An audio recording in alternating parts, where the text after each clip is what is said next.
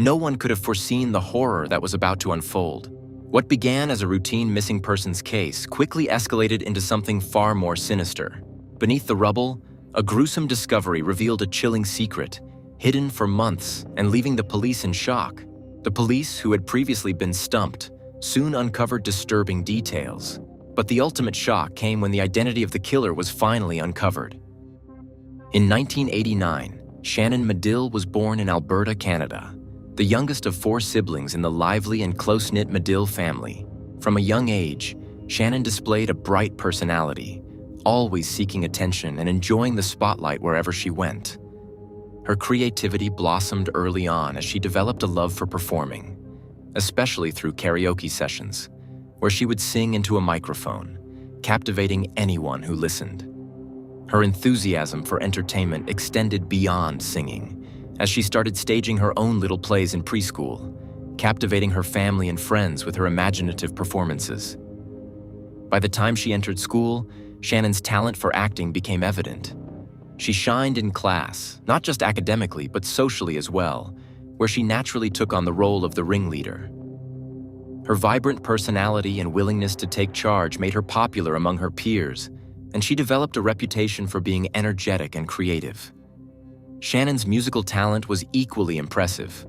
By the time she approached graduation, she had mastered 15 different musical instruments, ranging from the trombone to the French horn, showcasing a rare combination of versatility and dedication. This kind of ambition extended to every area of her life. Shannon was known for being driven and goal-oriented, yet she maintained a charming, pleasant demeanor that made her well-liked by almost everyone she encountered. While she did have a tendency to be hot-tempered at times, her mood would quickly pass, leaving behind only her infectious energy and enthusiasm. After graduating high school, Shannon decided to pursue her passion for acting by attending university. Shannon spent her days attending audition after audition, and while she faced her fair share of rejection, this was far from a reflection of her abilities. In fact, like many talented performers, she understood that the road to success in acting could be long and grueling. Nevertheless, Shannon was undeterred, knowing that persistence was key in the face of obstacles. Over the years, she honed her craft, refining her skills and never losing sight of her goal. Her relentless pursuit of acting eventually began to bear fruit. Although traditional acting roles eluded her, Shannon found success and recognition in the stand-up comedy scene. Her sharp wit and natural ability to engage audiences brought her rising popularity, allowing her to connect with people in a different way. Her comedic performances became a new avenue through which she expressed her creative spirit, giving her a renewed sense of purpose. In 2010, Shannon turned 21, a significant milestone in her life. It was around this time that her life took another unexpected turn when she met Joshua Burgess during a night out with friends. Despite being different in many ways, Shannon and Joshua quickly formed a deep connection. Their differences, instead of creating distance, seemed to complement each other, drawing them closer. They enjoyed each other's company, bonding over shared interests such as watching TV shows and playing video games. Their relationship blossomed as they discovered new things together, building a strong foundation of love and mutual respect. After 4 years of dating, in May 2014, Shannon and Joshua surprised their friends and family by deciding to get married. True to her energetic and determined nature, Shannon dove headfirst into wedding preparations, and Joshua was right by her side, helping every step of the way. Those who knew Shannon could see how happy and radiant she was on that day, excited for the future she would build with Joshua. Following the wedding, Shannon continued to pursue her acting dreams with the same passion and dedication she had always shown. Living in Calgary with Joshua, she often traveled to Edmonton for auditions, sometimes spending hours on the road for a chance at the next big role. Despite the difficulty of balancing her personal life and career, Shannon remained optimistic, appearing in TV shows, voicing audiobooks, and performing in plays whenever possible. She deeply believed that the long-awaited breakthrough would eventually happen, and her determination to succeed grew every day. Then came November 26, 2014, a day that should have marked an exciting turning point in Shannon's career. She had just been invited to perform on stage at a Calgary theater after a successful audition. The opportunity represented a huge step forward for Shannon, who was eager to share her talents on a larger platform. She had plans to meet her older brother Brett at the theater that day, but despite the importance of the event, Shannon never arrived. At first, her absence was seen as a minor inconvenience. Maybe she was running late, or perhaps something had come up at the last minute. Brett's brother Shannon waited in the theater, but as time went on, his anxiety grew. Shannon, though occasionally spontaneous and free-spirited, would never forget such an important engagement. When Shannon still didn't show, Brett tried calling her, but there was no answer. Messages went unread, and phone calls were not returned. With mounting anxiety, Brett eventually left the theater and headed home, but his worries lingered. The following day, when Shannon still hadn't made contact, Brett's concern deepened. He reached out to their parents, hoping they had heard from her, but they were equally confused. Shannon's mother suggested that maybe her daughter's schedule had changed, especially if she was involved in a late-night shoot or had gotten caught up in work. As Shannon's family and friends started to piece together her last known whereabouts, they couldn't shake the feeling that something was terribly wrong. Shannon had always been ambitious, driven, and deeply committed to her career, but she had never been the type to simply disappear without telling anyone. Shannon had always been highly responsive, someone who would never ignore important calls, especially from her family. The idea that she might simply have chosen not to pick up the phone felt far-fetched. At first, no one wanted to think the worst. Maybe she had gone out with friends or had been caught up with a last-minute acting gig. Speculations floated among her loved ones, each trying to find a logical reason for her sudden and uncharacteristic silence. But as the hours passed into the next day, the reality began to settle in. Shannon still hadn't made contact. The cheerful, outgoing girl who was so close to her family had gone radio silent, and it made no sense. No texts, no calls, no updates on her social media accounts, where she was usually active. Shannon's absence became more alarming with each passing hour, and panic set in among her family and friends. They tried everything, calling her phone repeatedly, leaving messages in every messenger app she used, and even emailing her. But there was no response. Could she have been in an accident? Was she hurt somewhere? The unanswered questions hung heavy in the air, and they all dreaded the possibility that something far worse could have happened. Desperate for answers, Shannon's family contacted the police, but their initial pleas for help were met with indifference.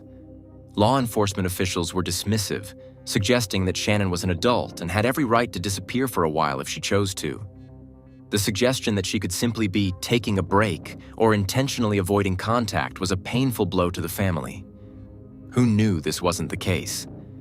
Shannon would never willingly vanish without telling someone where she was going, especially not during such an important time in her career. Her family insisted that something was terribly wrong, and after much persistence, the police finally agreed to launch a search. The investigation began with standard protocol. Hospitals were contacted to see if anyone matching Shannon's description had been admitted, but no reports of accidents or injuries turned up. The first few days were agonizing. Her family and friends were stuck in limbo, waiting for any news that could shed light on her whereabouts. Yet there were no updates. Shannon's credit cards remained unused. Her car wasn't found at any repair shops, and no one had seen her in the usual places she frequented. It was as if she had vanished into thin air. Her social media accounts, normally buzzing with posts about her acting gigs, upcoming auditions, and life updates, remained eerily silent, further fueling fears that something terrible had happened. A breakthrough of sorts came when Joshua, Shannon's husband, reported an odd discovery to the detectives. While searching their home, he found Shannon's cell phone in the pocket of one of her pants. This only deepened the mystery. Why would Shannon leave behind her phone? The very device that connected her to the world, including potential job offers, auditions, and most importantly, her family. Joshua also located her car, but none of these findings offered any immediate answers. Both items were handed over to the police, but investigators found nothing suspicious on the phone or in her vehicle to push the investigation forward. For nearly 2 weeks, there was no significant development in the case. Tension was mounting, And hope was slowly eroding when a chilling discovery gave everyone a jolt. Two strange photographs surfaced, attached to trees in a local Calgary park. The images depicted a young woman with her face obscured by her long, flowing hair, but her striking red locks bore a resemblance to Shannon's distinctive red hair. The photos had an ominous quality, sparking fears that they might be a cryptic message from a kidnapper or worse. The resemblance was enough to raise alarms, and the police took the photos seriously, unsure if they were dealing with a maniac or if the images were part of some twisted game.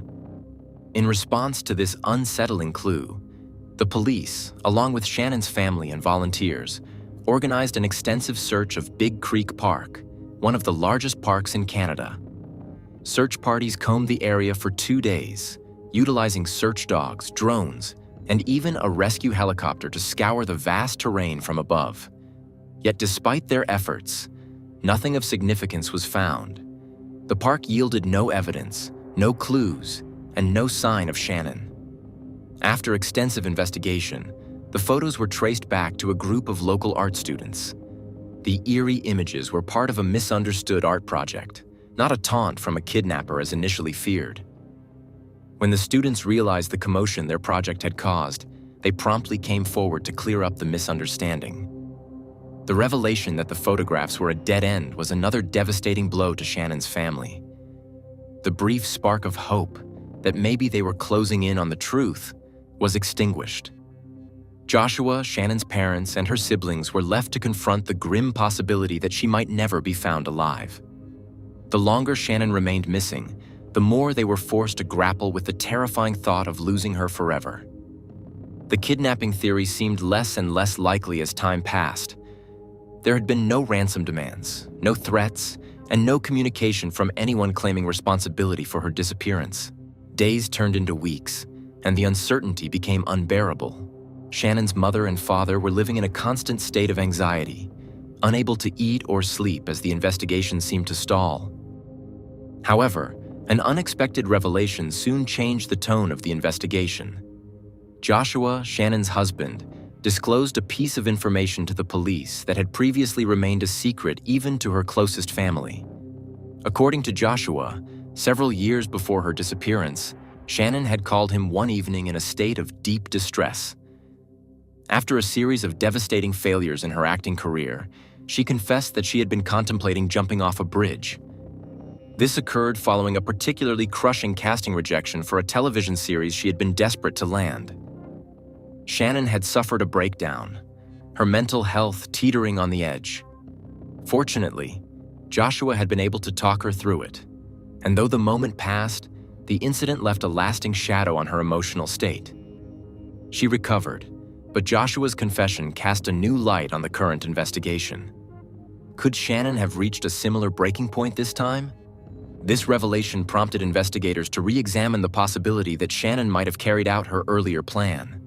There were several large bridges in the vicinity of Calgary, and the thought that Shannon could have decided to end her life in such a tragic way began to seem more plausible. The police, now working with this theory, initiated searches of the nearby rivers and bodies of water. Divers scoured the areas beneath the major bridges, while search teams patrolled the riverbanks, combing miles of terrain for any sign of Shannon. Despite these exhaustive efforts, nothing surfaced.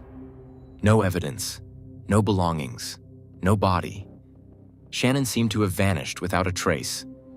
Once again, the investigation hit a wall, leaving her family and investigators equally frustrated and heartbroken. By May of 2015, nearly 6 months had passed since Shannon's disappearance, and the case remained as much a mystery as it had been on day one. With no solid leads, no sightings, and no new evidence, the police began to quietly believe that Shannon was no longer alive. However, they were hesitant to share this conclusion with her family. The pain of uncertainty was already unbearable, and to confirm their worst fears without definitive proof would only further traumatize those who loved her. Nevertheless, the investigation needed to move forward, and providing answers to Shannon's family remained the top priority. It was at this point that Detective Christine White was assigned to the case. Christine was known for her meticulous approach and her keen ability to uncover hidden truths. Throughout her career, she had solved some of the most challenging cases, earning her a reputation as an investigator who never left a stone unturned. Her first instinct was to re-examine Shannon's immediate circle, starting with the person closest to her, Joshua. From the beginning, Joshua had appeared cooperative. He had allowed police to search the couple's home twice, answered every question willingly, and was present when Shannon's family filed the initial missing person report. He maintained close contact with Shannon's family, offering them comfort and reassurance during the agonizing months following her disappearance. Joshua's demeanor was pleasant and upbeat, leading most people, including Shannon's family, to believe that he could never harm his wife. They insisted that Joshua had been nothing but supportive and loving throughout their relationship. However, during interviews with Shannon's family, Detective Christine learned a curious detail that had not previously come to light. The couple, it turned out, had been in an open marriage for the entire duration of their 7-month union. This revelation was a surprise, as it had not been mentioned in the initial stages of the investigation. Joshua admitted that it was he who had suggested the arrangement, and although Shannon agreed to it, she was not particularly enthusiastic about the idea. According to Shannon's family, the open marriage was not a reflection of a lack of love between the two. Rather, it was something Shannon had agreed to as a way to accommodate Joshua's desires. She herself had shown little interest in pursuing other relationships, while Joshua had been actively engaging with other women. Joshua explained to Detective Christine that there had never been any significant conflict between him and Shannon regarding their open marriage. He claimed that Shannon had always been fully aware of his outside relationships and had even met a few of the women he had been involved with. To him, everything seemed consensual and without friction. Yet, Detective Christine couldn't help but feel that this new detail introduced a more complex dynamic into the investigation. An open marriage, no matter how mutually agreed upon, was still an unusual arrangement, and it could potentially have introduced tensions or jealousy that remained hidden beneath the surface. While Joshua's behavior didn't immediately raise red flags, Christine began to consider the possibility that someone from within the couple's extended circle, perhaps one of Joshua's other partners, could have played a role in Shannon's disappearance. Could jealousy have fueled a conflict that Shannon was unaware of? Or had Shannon been struggling with the emotional toll of her husband's extramarital relationships in ways she hadn't expressed? Moreover, this revelation also raised the unsettling prospect that Shannon's disappearance might not have been accidental.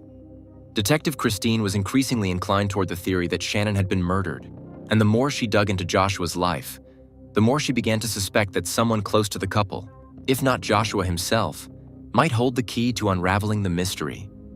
Joshua's calm and cooperative demeanor, while seemingly above suspicion, now appeared more like a carefully constructed facade. The investigation into Shannon's disappearance has begun to reveal a much darker side to Joshua's life than anyone initially suspected. Through relentless questioning and evidence gathering, the detective discovered that Joshua had relationships with 7 different women after the wedding. One by one, these women were identified, located, and brought in for interviews at the police station. While most of them described their relationships with Joshua as brief and inconsequential, one of his more recent mistresses revealed significant information that cast new light on the events leading up to Shannon's disappearance. This woman, still involved with Joshua even after Shannon had vanished, told the detectives about tensions that had arisen in the couple's marriage before Shannon went missing. As it turned out, Shannon had grown increasingly uncomfortable with the open relationship Joshua had insisted upon. She had agreed to it initially, perhaps out of a desire to please her husband or to keep the marriage exciting, but over time it became clear that Shannon was not happy. She wanted to return to a traditional monogamous marriage. Her temper, which had flared up more frequently as the tensions mounted, had led her to confront Joshua about their relationship. Joshua at first had agreed to Shannon's wishes to end their open marriage, promising to stop seeing other women and work on their marital problems. But just a week later, Shannon made a shocking discovery that shattered any trust she still had in him. Joshua, in a moment of carelessness, had locked his phone, which was unusual for him, as they had previously been open with each other's devices. When Shannon asked for the password and went through his phone, she uncovered the truth. Joshua had not ended his extramarital affairs as promised. Instead, he was still seeing one of his mistresses and, even worse, had started discussing plans to divorce Shannon. In the messages, Joshua made it clear to his mistress that he had chosen her over Shannon, going so far as to refer to his wife as a secondary priority. For Shannon, this was the ultimate betrayal. It was as though her entire world had crumbled in an instant. Feeling hurt and deceived, Shannon made several life-changing decisions. One of those decisions was to leave Calgary and move to Edmonton, where she hoped to start fresh, far away from the emotional wreckage of her marriage. As the detective pieced together information from Joshua's mistress and other sources, the picture of what had most likely happened that fateful November evening was becoming clearer and clearer. Joshua's proposal of an open relationship had planted the seeds of distrust and jealousy in their marriage, emotions that only intensified as time went on. Shannon, increasingly suspicious of Joshua's late-night absences and the messages flooding his phone, began confronting him more aggressively. By November 27, 2014, the simmering tensions had reached a boiling point. Shannon had come home to find Joshua returning from yet another date, one he made no effort to hide. There was no more pretending, no more lies. Everything was out in the open, and Shannon's fury was uncontainable. A heated argument erupted, and the emotional explosion that followed was likely fatal. The detective was becoming more convinced that Joshua had murdered Shannon in the midst of this confrontation, and the clues only pointed more strongly in that direction. The investigation's timeline aligned eerily with this theory.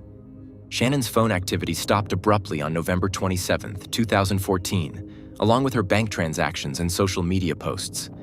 Her digital footprint went completely dark.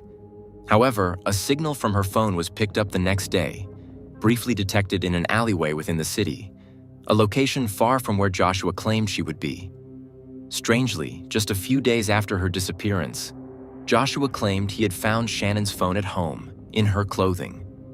Even more suspicious, he later claimed to have discovered her car nearby but could never provide a clear or consistent explanation as to how he had come across it. These discrepancies in Joshua's story raised red flags for the detective. It seemed like he was carefully orchestrating a false narrative, perhaps trying to cover his tracks. By early June of 2015, nearly 7 months after Shannon's disappearance, Detective Christine White decided it was time to escalate the investigation. She now had enough circumstantial evidence to suspect Joshua of being involved in Shannon's likely murder, though the case still lacked definitive proof. With growing suspicions, the detective filed a request to seize Joshua's phone and confiscate his car for forensic examination. Though the evidence wasn't airtight, she hoped the judge would see enough reason to grant the necessary search warrants. On June 2, 2015, Detective Christine, along with a team of officers, arrived at Joshua's home armed with the search warrants. They knocked on the door and waited. Joshua didn't answer immediately, raising Christine's suspicions even further. After a long, uneasy pause, Joshua finally called out from inside the house, saying he would be out shortly. The delay struck Christine as odd. She had the distinct sense that Joshua was stalling for time, likely trying to conceal something before letting the officers in. Joshua stood behind the door, his voice shaking as he told the officers he needed more time. Detective Christine White's patience was running thin. She knew that stalling often meant one thing: guilt. The more Joshua delayed, the more certain she became that something inside that house was crucial to the investigation. Whether it was evidence, a prepared alibi, or some sort of desperate last-minute escape plan, Christine was determined to see the case through. The officers outside were prepared for any potential threat. They had been trained to expect violence, possibly even armed resistance, as suspects cornered by overwhelming evidence often lashed out. But no one expected what happened next. Suddenly, a deep guttural sob broke the tense silence. Joshua's voice cracked, and through a flood of tears, he blurted out, "I killed Shannon." The emotional breakdown caught everyone off guard, but Christine quickly regained her composure. This was the confession she had been waiting for, the moment when the suspect's guilt finally overwhelmed him. "Open the door, Joshua," she instructed firmly but calmly. After a few more moments of hesitation, the officers kicked down the door, and what they saw was shocking. Joshua, covered in blood, had tried to end his own life. On the floor beside him lay an army knife, the blade glistening with fresh crimson. The deep gash across his neck was gruesome, but as the officers rushed in to secure the scene, it became clear that Joshua's attempt had been unsuccessful. He hadn't hit any major arteries, though the amount of blood loss was alarming. Paramedics were quickly summoned, and Joshua was rushed to the hospital. Though he had lost a significant amount of blood, his injuries were not life-threatening. He wouldn't need surgery, only bandages. His self-inflicted wound not deep enough to accomplish his intended goal. While doctors attended to Joshua, Christine couldn't shake the haunting scene from her mind. Joshua had just confessed to killing Shannon, but she needed more than his emotional outburst. She needed facts, details, evidence. The investigation had dragged on for 7 long months, and there was still a lot left unanswered. What exactly had driven Joshua to commit such a heinous act? And more importantly, where was Shannon's body? After being stabilized, Joshua was placed under police custody in the hospital. He was subjected to a psychiatric evaluation to determine if he was a danger to himself or others, but the initial findings indicated that he was mentally sound. This was not the product of a sudden psychotic break. Joshua was fully aware of what he had done. He had confessed, but the case wasn't closed yet. In the interrogation room the next day, Joshua was silent, refusing to cooperate any further. He mumbled that he would only talk if he could see Shannon again, saying that he would tell her how much he loved her. Christine wasn't buying his remorse. She had seen enough manipulative criminals try to dodge responsibility by playing the role of the heartbroken lover. She pressed on, determined to get the full story. Despite his initial silence, Joshua finally began to open up on the second day of questioning. His story was chilling. On the day Shannon disappeared, Joshua came home to find his wife sitting on the couch, visibly upset. Her voice was laced with fury as she accused him of cheating once again. "You think you're so perfect, Joshua?" she spat. "How could you humiliate us both like this?" Her rage was palpable. Every word was an arrow aimed at the heart of their broken marriage. Shannon was no longer holding back. Years of betrayal, frustration, and emotional exhaustion poured out of her like a tidal wave. Joshua tried to calm her down, but his attempts only made things worse. When he suggested that they could reconcile physically, Shannon snapped. She bit him in a fit of rage and screamed that she was repulsed by his touch, that he had destroyed everything they had once shared. Shannon's final blow, telling him that she regretted ever marrying him, pushed him over the edge. As her insults intensified, Joshua's patience, already worn thin by months of tension, finally snapped. In a blind rage, Joshua lunged at her, his hands wrapping around her throat. He squeezed tightly, her screams fading into choked gasps for air. When his hands grew too tired to continue, Joshua reached for a belt to finish the horrifying act. As he realized what he had done, panic set in. He tried to revive her, desperately hoping that he hadn't gone too far. But it was too late. Shannon was gone, her lifeless body slumped on the floor. There was no calling for help. No paramedics could undo what he had done. Joshua, now fully engulfed in his panic, devised a plan. The cold November ground was too hard to dig a grave, so he placed Shannon's body in a large plastic container, sealing her inside as if she were a possession to be hidden. He kept the makeshift coffin in the backyard, concealed under tarps and debris, waiting for the ground to thaw in the spring. When the ground finally softened, he dug a shallow grave, buried Shannon's body, and covered it with construction debris, hoping the makeshift burial would go unnoticed. Joshua wept as he recounted these horrific details. It was as if a heavy burden had been lifted from him after months of keeping the truth hidden. His tears flowed freely, but Christine wasn't swayed. His tears didn't bring Shannon back, nor did they excuse the months of lies and cover-ups. After his confession, Christine led a search team to Joshua's backyard, and with the help of sniffer dogs, they pinpointed the burial site. It didn't take long for the police to uncover the remains. Shannon's body, though partially preserved by the cold weather, had decomposed significantly. The medical examiner confirmed what Joshua had admitted. Shannon had been strangled to death. All this time, Shannon's body had been concealed in Joshua's house, right under the noses of investigators who had searched the property twice, but failed to inspect the storage containers on the back porch. These containers, hidden under piles of trash, had gone unnoticed. Joshua had carefully selected this hiding place, knowing it would likely escape the attention of authorities. Just 2 weeks before his arrest, he had finally buried Shannon's body in the backyard, in a grim attempt to keep her close, as he later confessed. In his twisted mind, he couldn't bear the thought of her being gone forever, even after death. Joshua Burgess was charged with second-degree murder. The news hit Shannon's family like a freight train. They had been living through a nightmare for months, clinging to hope that somehow Shannon might still be alive. Now, the brutal truth emerged. Not only had Shannon been murdered, but the person responsible had been in their midst all along, pretending to search for her, comforting them in their grief, and maintaining his facade of innocence. He had continued to act as though his wife was simply missing, playing the role of the concerned husband while her body was decaying just a few meters away from where he slept. 2 years after Shannon's death, the trial finally took place, drawing significant public attention. The courtroom was packed with journalists, eager to report every sordid detail of the case. During the trial, Joshua's interactions with prosecutors revealed many disturbing details about the murder and the tumultuous relationship that led up to it.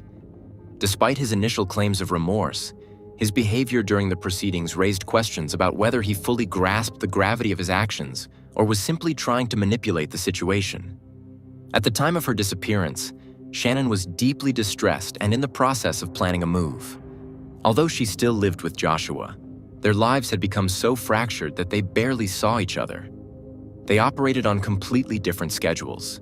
Shannon, still trying to revive her stand-up comedy career, worked mostly at night, while Joshua had a more conventional day job. This mismatch only added to the mounting tension between them. Their relationship had deteriorated to the point where arguments had become their primary mode of communication. Shannon was emotionally drained from the constant fighting and had begun confronting Joshua about his infidelity. In retrospect, Shannon had likely hoped that Joshua would come to his senses, that he would realize the damage their open relationship had caused and fight for their marriage. But instead of reconciliation, her accusations triggered more arguments, which slowly escalated into violent outbursts. Joshua, outwardly calm, was quietly seething with anger and frustration. His emotional restraint was merely a facade for the growing resentment and despair festering inside him. One evening, after another intense argument, Joshua snapped. Overcome by a lethal mix of rage and desperation, he strangled Shannon in a moment of blind fury. The prosecution painted a picture of a man who, despite his emotional claims, had methodically concealed his crime, hiding Shannon's body, lying to her family, and playing the role of a devastated husband in public. The prosecution argued that the murder had been premeditated, pointing out that Joshua had continued his charade for months, even joining the search for Shannon while her body decomposed nearby. Joshua's defense, on the other hand, sought to portray him as a man overwhelmed by love and remorse, someone who had lost control in a moment of passion. The defense also pointed to Joshua's suicide attempt as evidence of his regret. However, for Shannon's family, this argument felt hollow, especially in light of the fact that Joshua had hidden the body and continued his daily life, suggesting a cold and calculated effort to avoid responsibility for his actions. Because of his confession, there was no need to show the videotape of his testimony. Joshua was eventually sentenced to life in prison, but the judge left open the possibility of parole after 10 years. This sentence caused a storm of outrage from the victim's family. Joshua recently had the opportunity to apply for parole. The news may have sent a chill through Shannon's family. A lifeless body lay in the shadows, bearing the marks of unspeakable violence, mutilated by two monsters. The victim's face was disfigured, a grim testament to the brutality endured. Bloody evidence told a story of sexual abuse, and every fragment of the case was soaked in horror. Scattered items of clothing hinted at a terrible tragedy. As the investigation unfolded, it revealed not just a crime, but a gruesome story of a bloody murder. Those who investigated the case were stunned, their emotional reactions mirroring the inhumanity of the crime. The tragedy of that night lingered long after, haunting all who encountered it. This was not just a murder, it was a nightmare that unveiled the depths of human cruelty. Amber Gibson was born into a struggling family in South Lanarkshire, Scotland, to Peter and Annery Gibson. The family included her older brother, Connor. From the outset, their life was marked by hardship and deprivation. Living in a disadvantaged neighborhood, they faced poverty and limited opportunities. Peter, the father, seemed to thrive in this marginal environment, while the rest of the family suffered. He refused to hold a steady job, instead indulging in drinking while the family scraped by on government assistance. The financial aid was barely sufficient to meet even their most basic needs, leaving the family constantly teetering on the edge of desperation. The atmosphere in the Gibson household was anything but peaceful. Peter was not only negligent, but also abusive. He ruled the family with cruelty, creating an environment filled with fear and tension. While Amber was spared the worst, Connor bore the brunt of both physical and emotional abuse. Their mother, Annery, also suffered terribly. Peter regularly beat her, often in front of their children, showing no remorse or hesitation. The violence was relentless, and Annery felt powerless to protect herself or her children. Despite the constant abuse, she hesitated to take action, fearing the consequences of confronting Peter. Eventually, Annery reached her breaking point and turned to the police. During the investigation, Peter's true nature became apparent. He showed no remorse and continued to issue threats against his wife, which only strengthened the case against him. His violent history came to light, revealing a disturbing pattern of cruelty that extended beyond his family. Among his most heinous acts was an unprovoked attack on a young boy, whom he brutally beat, causing severe injuries. When asked to explain his actions, Peter could provide no justification other than his inability to control his anger. Peter's crimes did not stop there. Evidence emerged of a horrifying incident in which he raped a woman. He attacked her, tied her up, and began to strangle her. The victim later said that she had resigned herself to death.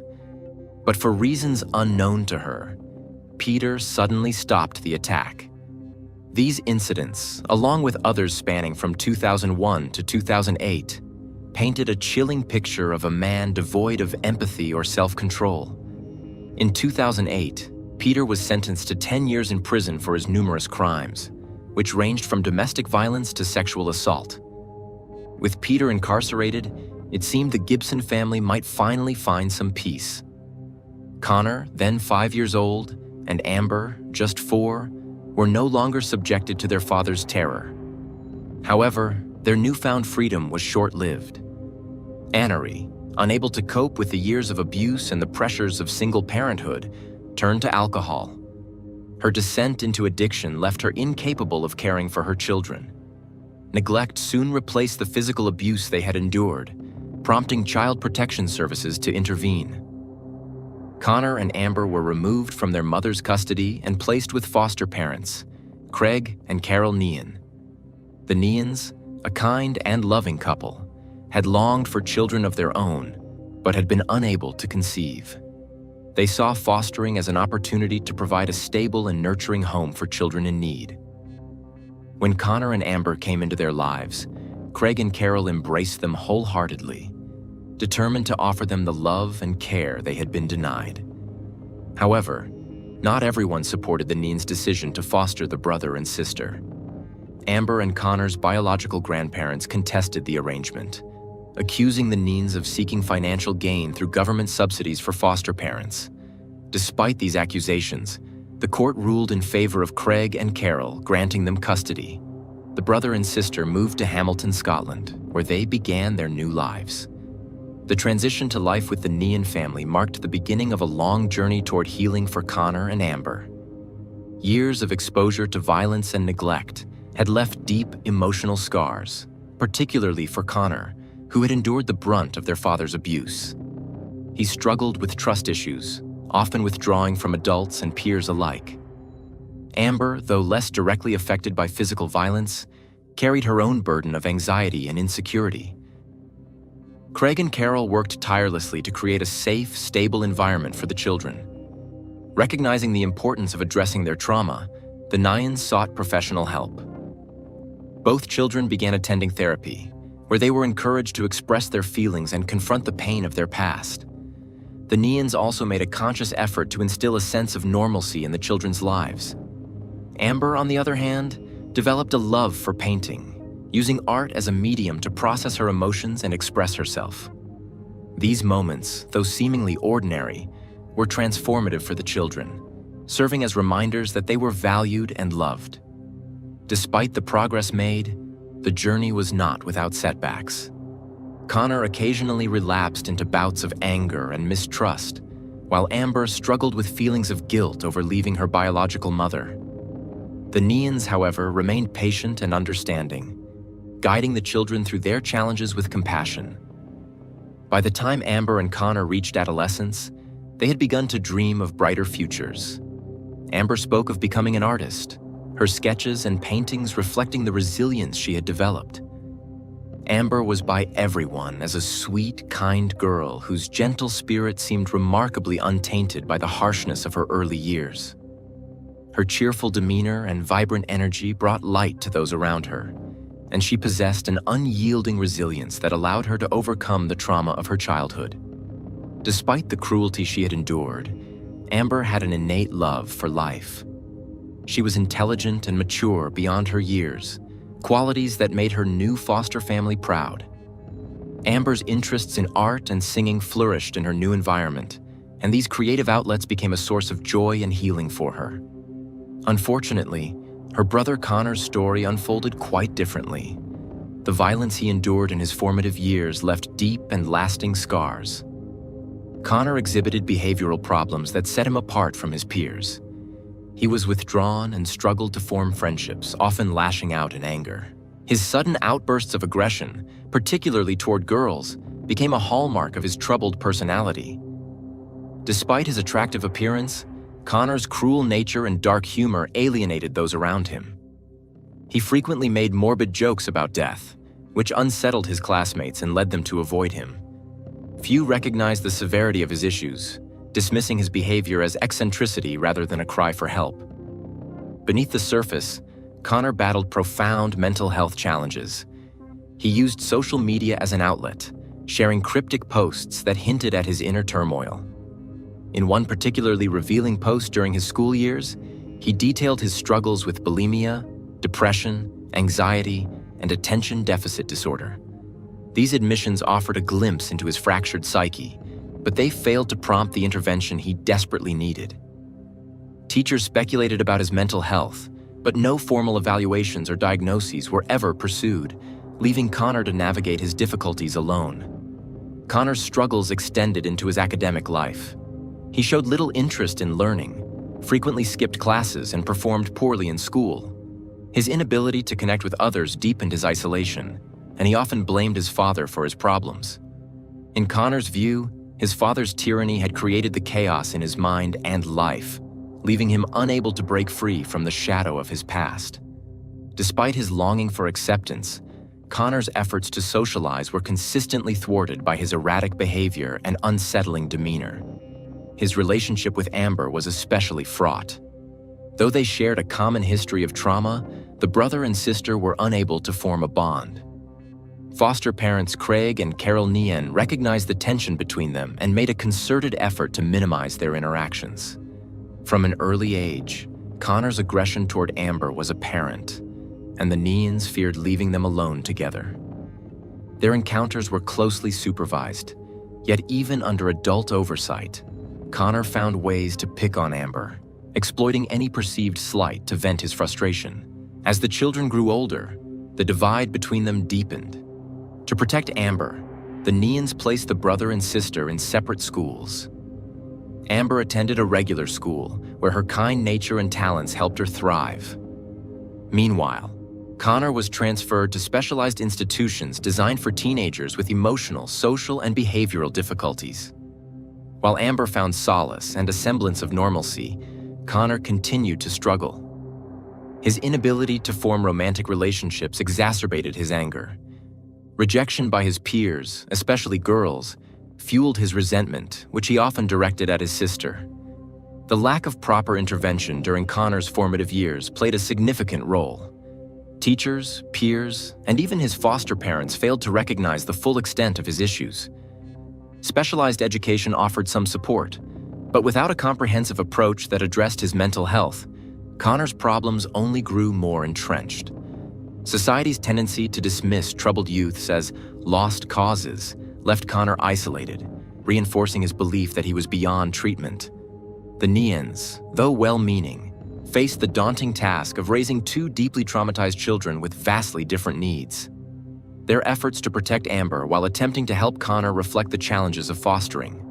The hostility between Connor and Amber reached a breaking point during their teenage years. Amber became increasingly vocal about her fear of her brother, pleading not to live under the same roof as him. Connor's aggression became systematic, and his relentless targeting of Amber created an unbearable environment. The Nians, recognizing the severity of the situation, took steps to separate the brother and sister further, ensuring that Amber had a safe space away from Connor's wrath. The girl was adamant, and as a result, she was placed in an orphanage. Meanwhile, Connor remained with his foster parents until he turned 18. In 2020, upon reaching adulthood, Connor chose to move out. He was weary of living under their guardianship and sought independence, leading him to join a Hamilton project known as Blue Triangle. The initiative aimed to provide temporary housing for individuals lacking stable accommodation. Essentially, this marked the beginning of Connor's life in what was effectively a homeless shelter. Despite living separately, Amber and Connor maintained occasional contact. However, their communication was fraught with tension. The sibling dynamic, marked by frequent arguments in the past, improved slightly with physical distance. The reduced proximity gave them fewer opportunities to clash, but it did little to shield Amber from further tragedies in her life. In June 2021, Amber endured a harrowing ordeal when she was attacked and raped by 20-year-old Jamie Starrs. He had previously served time for another sexual assault and was inexplicably released on bail despite facing multiple charges. Tragically, while out on bail, he assaulted Amber.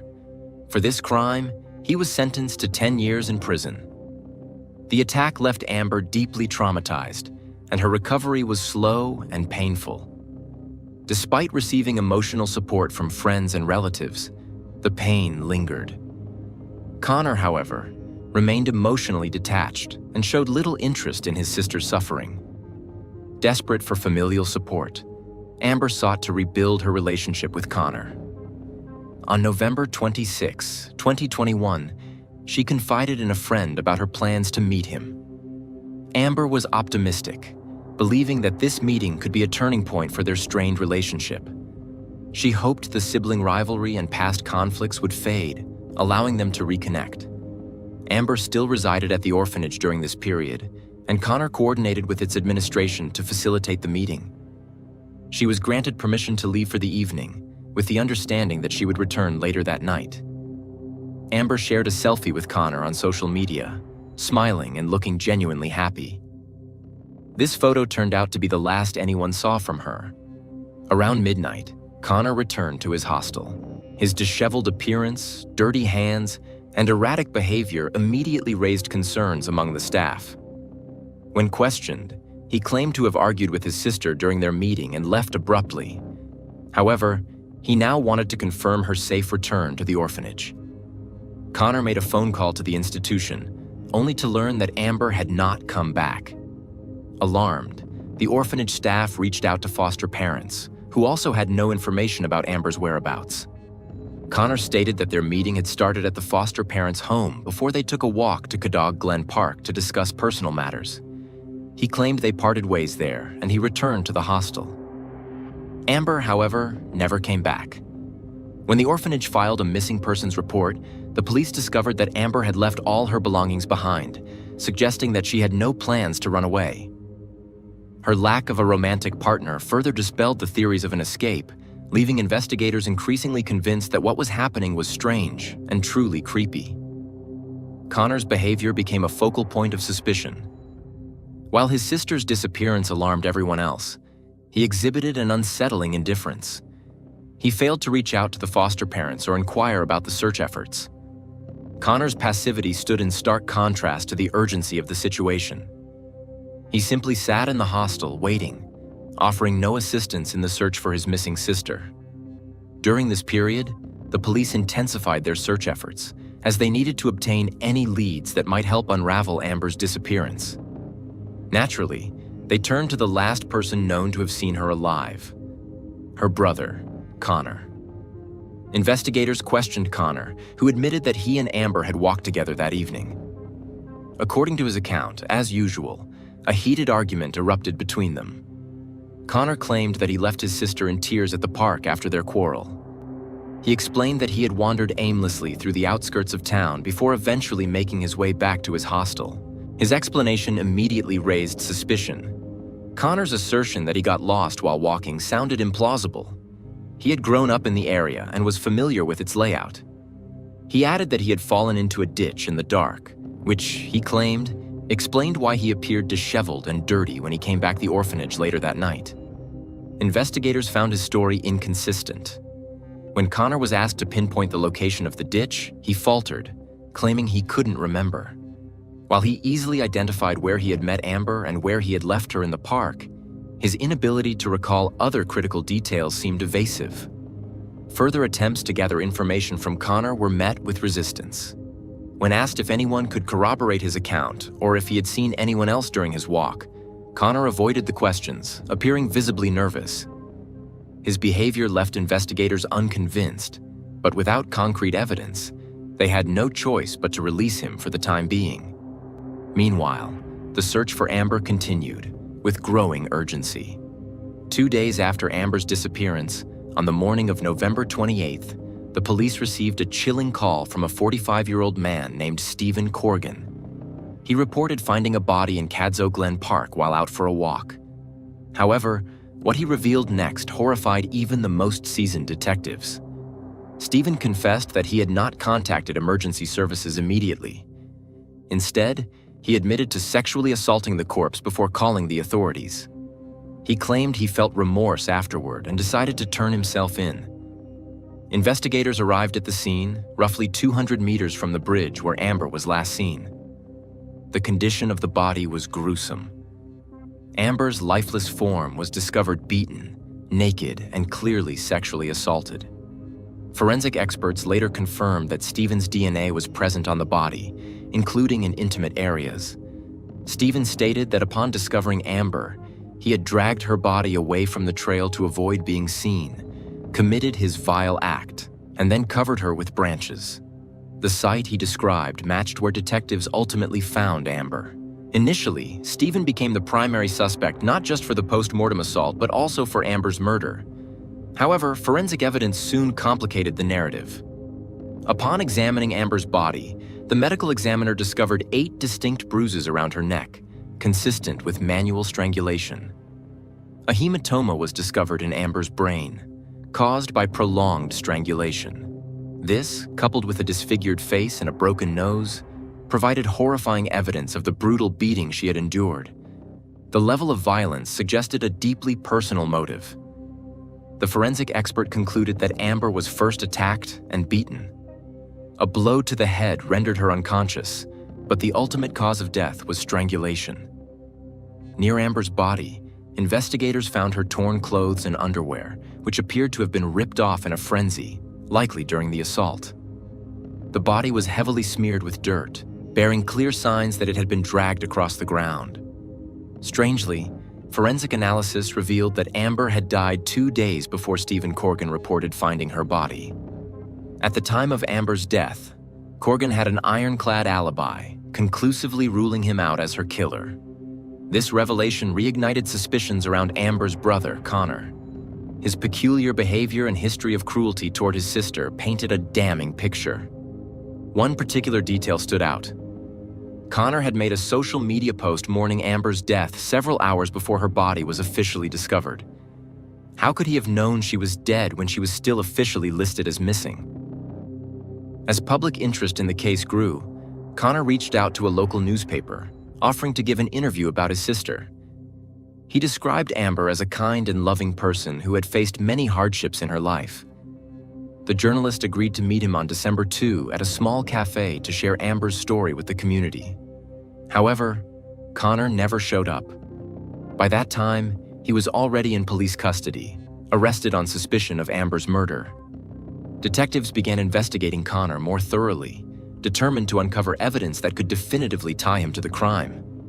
Surveillance footage became pivotal in piecing together the final hours of Amber's life. Security cameras captured Amber and Connor walking together through the city and crossing a bridge near the park. At 9:51 p.m., Amber posted a selfie with Connor on her social media account. She looked happy in the photo, suggesting the brother and sister were getting along, at least outwardly. But the footage revealed that approximately 90 minutes later, Connor returned alone. He was seen on another set of cameras located near his dormitory, where his suspicious behavior deepened the mystery. Before entering the building, he discarded part of his clothing in a trash container. This small but incriminating act led police to search the dumpster, where they recovered the jacket Connor had worn that night. Unlike his other clothing, which he kept and attempted to clean, the jacket had been discarded. It bore traces of dirt and blood, both of which forensic analysis confirmed belonged to Amber. Investigators also examined his shoes, finding additional traces of Amber's blood and DNA on them.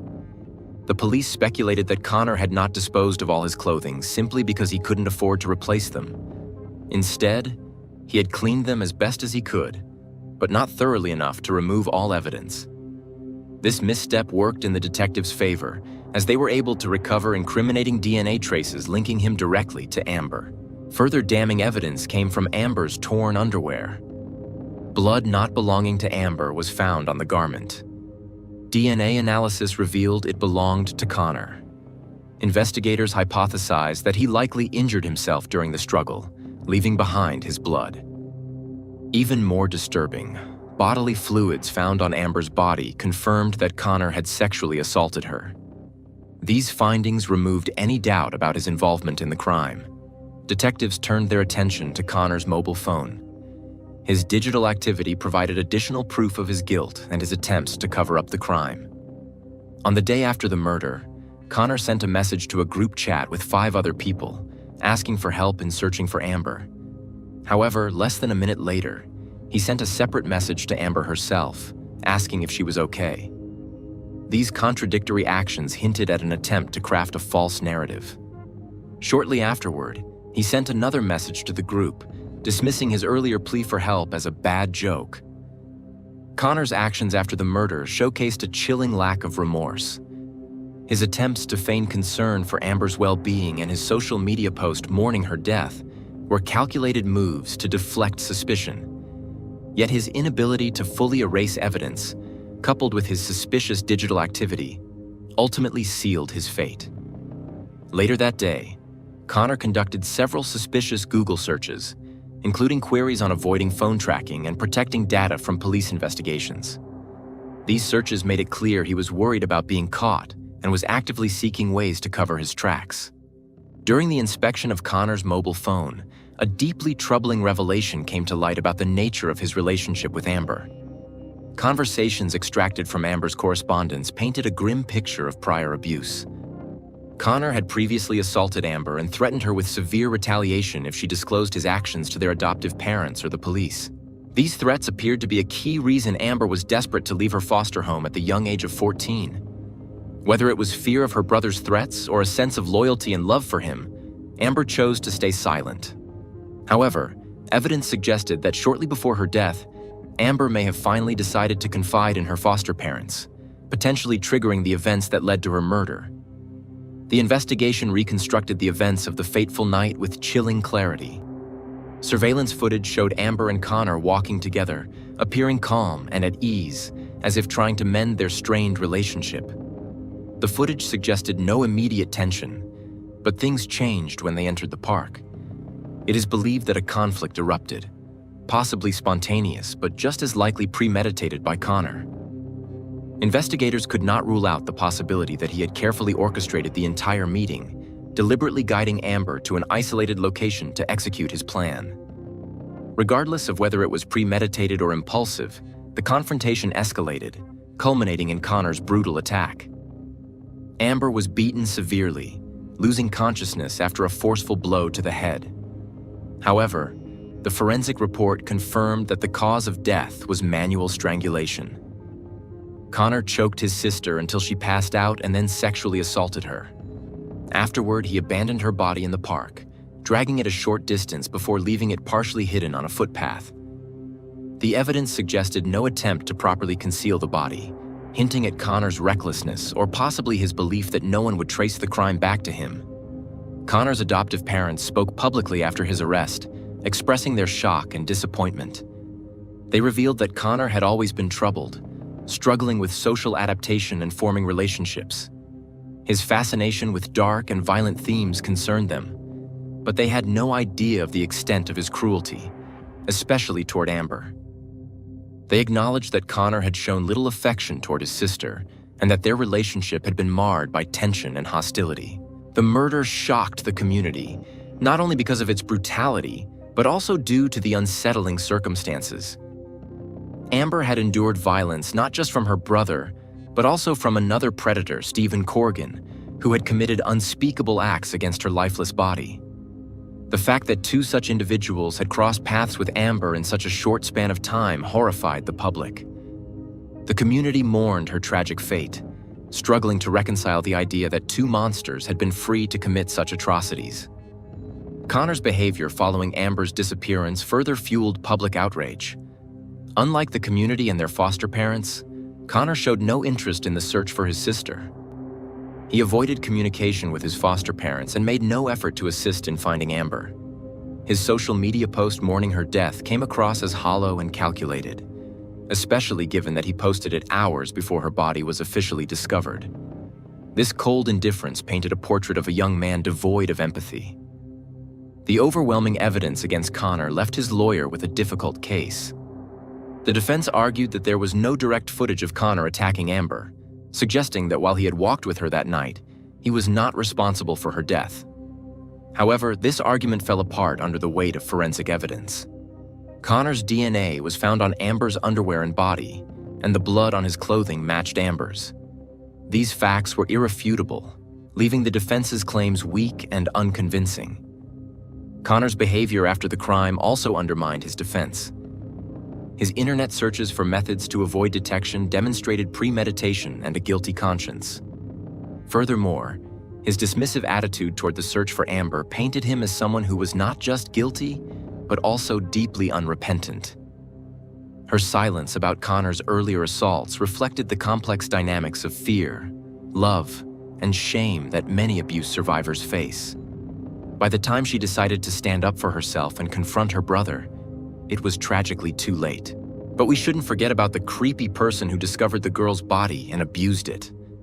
After the arrest of 45-year-old Stephen Corrigan, the case took another disturbing turn.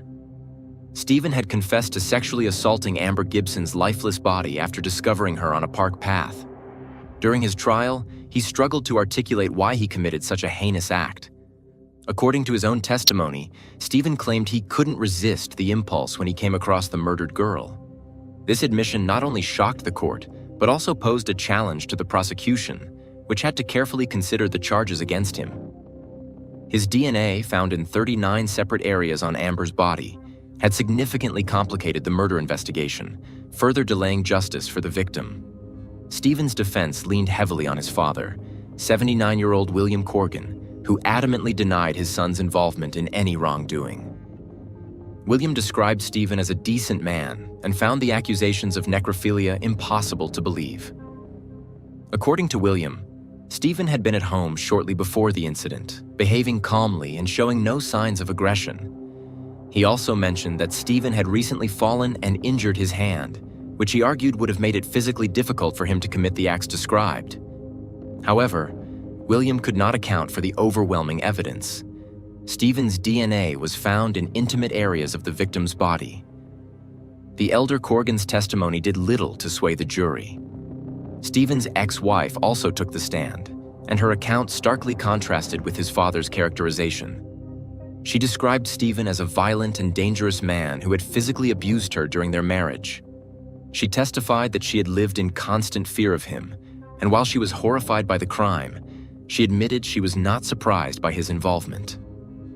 Her testimony painted a grim picture of a man prone to violence and impulsivity, lending weight to the prosecution's case. Stephen's lawyer attempted to construct an alternative narrative, suggesting that Stephen had moved Amber's body to shield passers-by from the traumatic sight of a murder victim. The defense argued that Stephen's confession of necrophilia was a poorly conceived joke and not a reflection of reality. However, this claim fell apart under scrutiny. Forensic evidence showed Stephen's DNA in places that could not be explained by merely moving the body. Male bodily fluids were found on Amber, providing undeniable proof of a sexual assault. The jury was left to reconcile Stephen's apparent lack of empathy with his bizarre attempt to justify his actions. While Stephen's actions horrified the community, the most shocking aspect of the case remained the betrayal Amber suffered at the hands of her brother, Amber Gibson. From an early age, the brother and sister endured an upbringing marred by neglect and abuse. Their father was violent, and their mother was indifferent, leaving both children emotionally scarred. Instead of bonding through shared trauma, Connor and Amber's relationship was riddled with hostility. Connor's aggression eventually led to their separation in foster care, further eroding their already strained bond. Friends had warned her about Connor, urging her to stay away, but Amber believed in second chances. On the fateful night, she agreed to meet him, determined to rebuild their relationship. Tragically, her trust was misplaced. Connor lured her to the park under the pretense of a heartfelt reunion, but it became the scene of her violent death. Throughout the trial, Connor remained emotionless, seemingly detached from the horror of his actions. This lack of remorse raised questions about his mental health. Psychologists testified that Connor likely suffered from severe psychological disorders, exacerbated by the abusive environment in which he was raised. Being older, Connor had clearer memories of their father's cruelty, which experts suggested might have shaped his violent tendencies. Connor's defense team argued that he had long sought help for his mental health struggles. His social media posts revealed a young man grappling with deep emotional pain, openly discussing his difficulties and desire for support. However, his cries for help went unheard.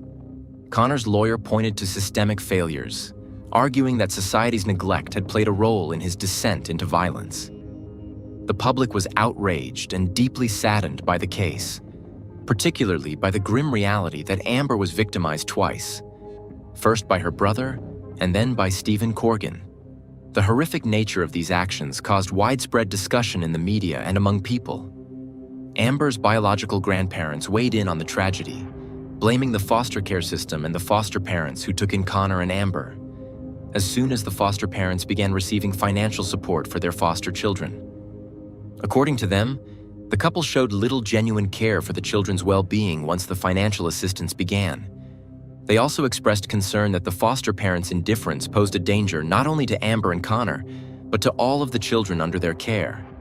This wasn't an isolated case. Amber and Connor were reportedly not the only foster children in the household. The foster parents vehemently denied these allegations. They maintained that they had always acted in the best interests of the children, who had come to them from troubled and often traumatic backgrounds. They argued that fostering such children was inherently challenging, especially when dealing with severe behavioral issues like Connor's aggression. They explained that Amber's move to an orphanage was a decision made not out of neglect, but for her safety. The foster parents insisted they had no knowledge of Connor's violent tendencies until much later, and that the separation was meant to protect Amber from further harm. By the time Connor turned 18, he chose to leave their home and move into a homeless shelter. The foster parents asserted that this decision was made entirely by Connor, and they had no way to prevent it. Despite their inability to keep Connor under their roof, they attempted to maintain some sense of family by encouraging the brother and sister to stay in contact. For a brief period, Amber and Connor did try to rebuild their fractured relationship, but the foster parents could never have foreseen the tragic outcome that awaited them. Despite these accusations, the foster parents defended their actions, explaining that they were ill-equipped to handle the complexities of Amber and Connor's relationship. However, there was more than enough evidence to prove Connor Gibson's guilt.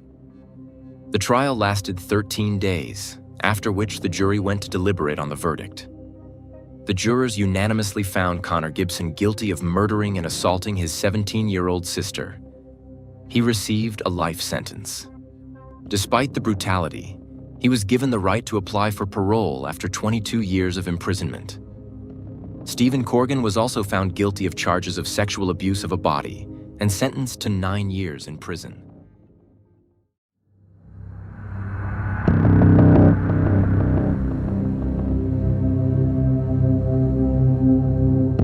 In a quiet suburb, behind the doors of a seemingly perfect home, a tragedy unfolded that would change a family's life forever. Could it be that what seemed like a simple accident was, in fact, something much darker? As the investigation progressed, a chilling story began to emerge.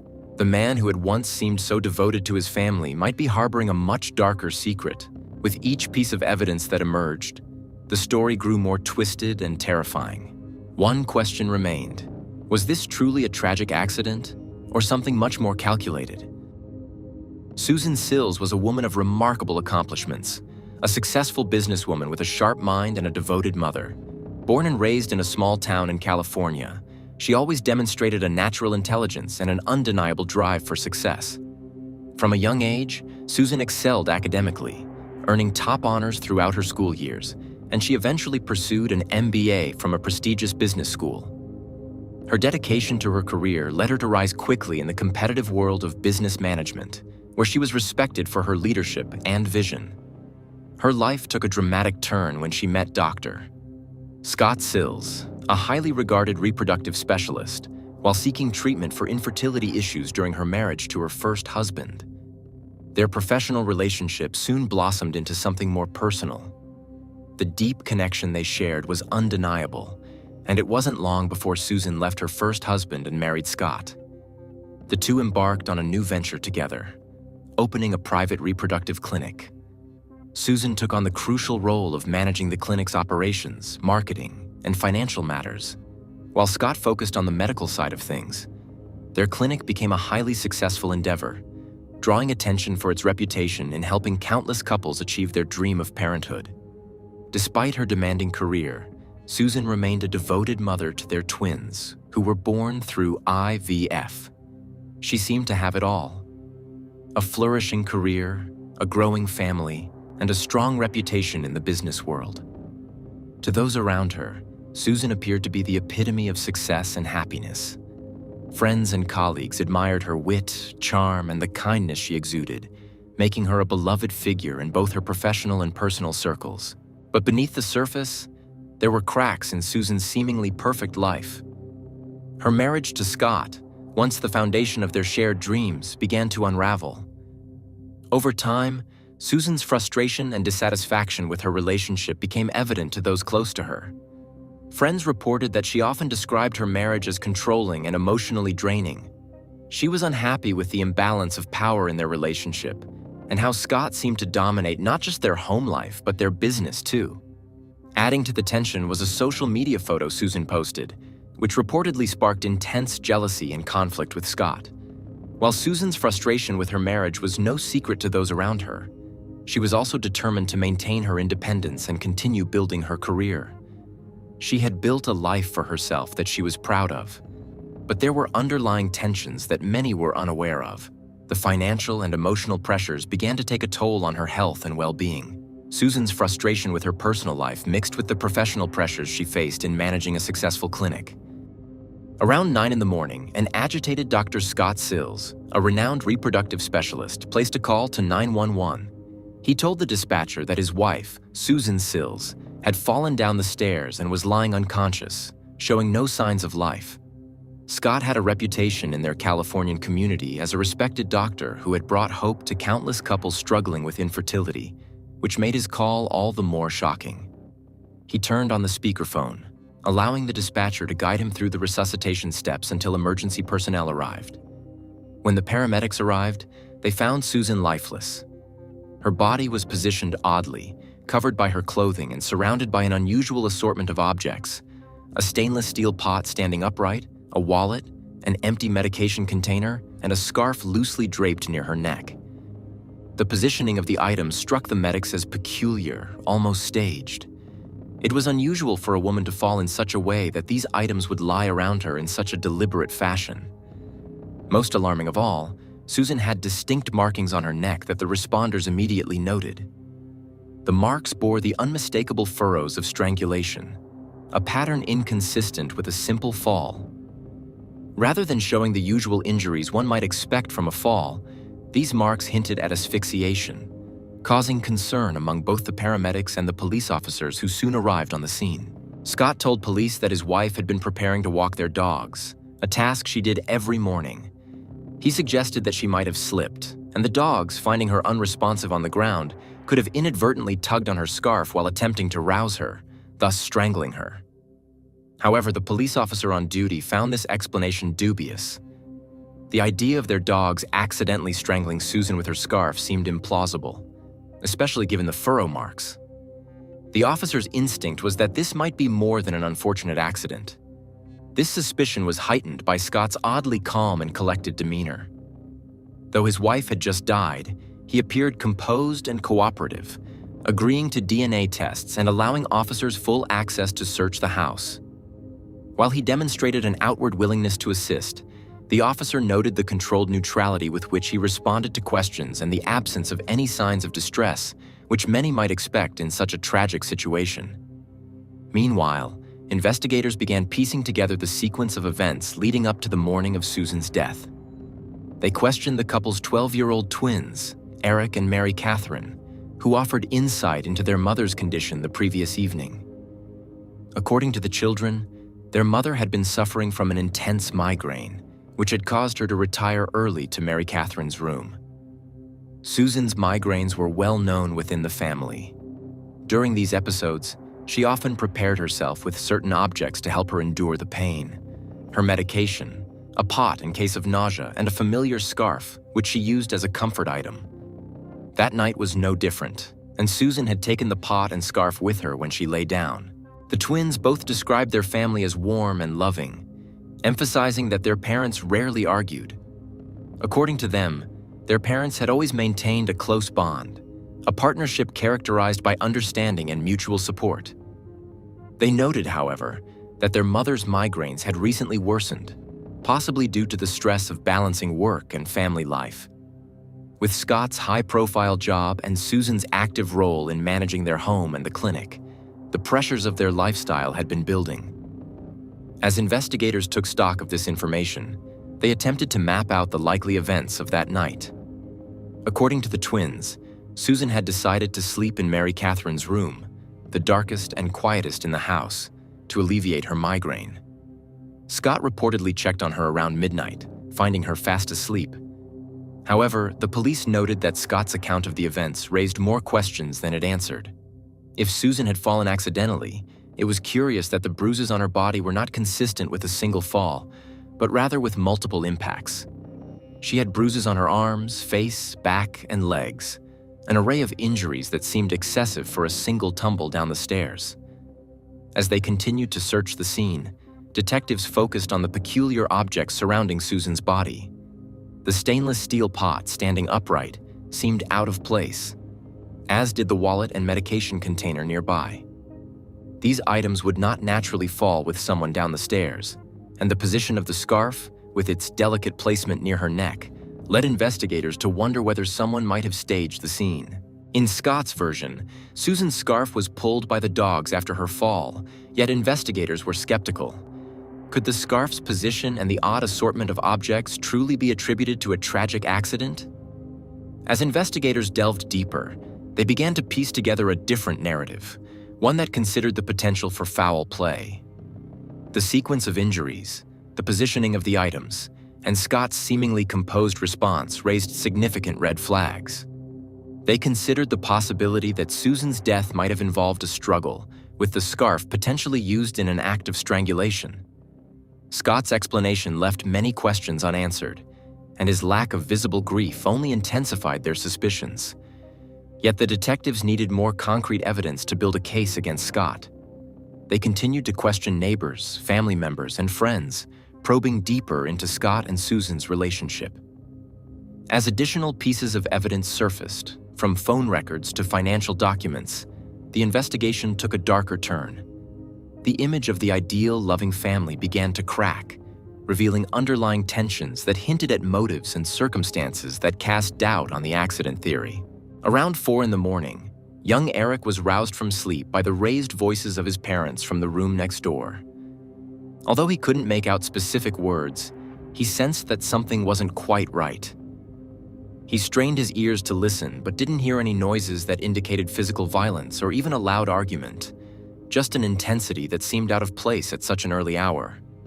A few minutes later, his father, Dr. Scott Sills, walked into the master bedroom where his twin sister, Mary Catherine, had been sleeping. When she asked what had happened, Scott reassured her, saying he'd had a minor disagreement with her mother over an email Susan had received for work. He downplayed the situation, telling her not to worry, and promised it was just a small work-related matter.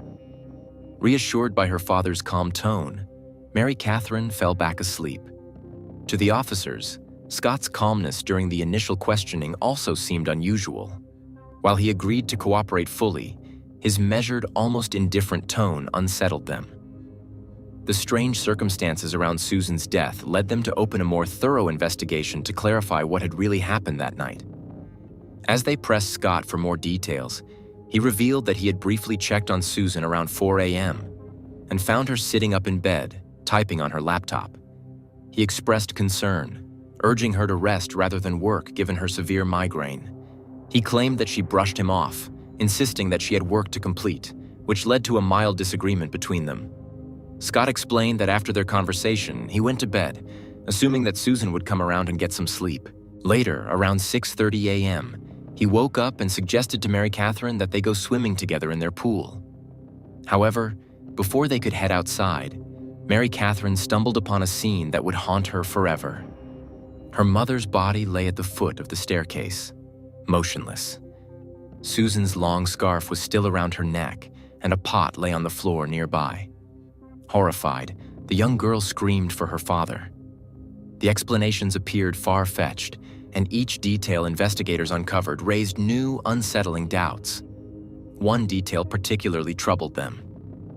If Susan had indeed fallen down the stairs while carrying a metal pot, why hadn't anyone heard the noise?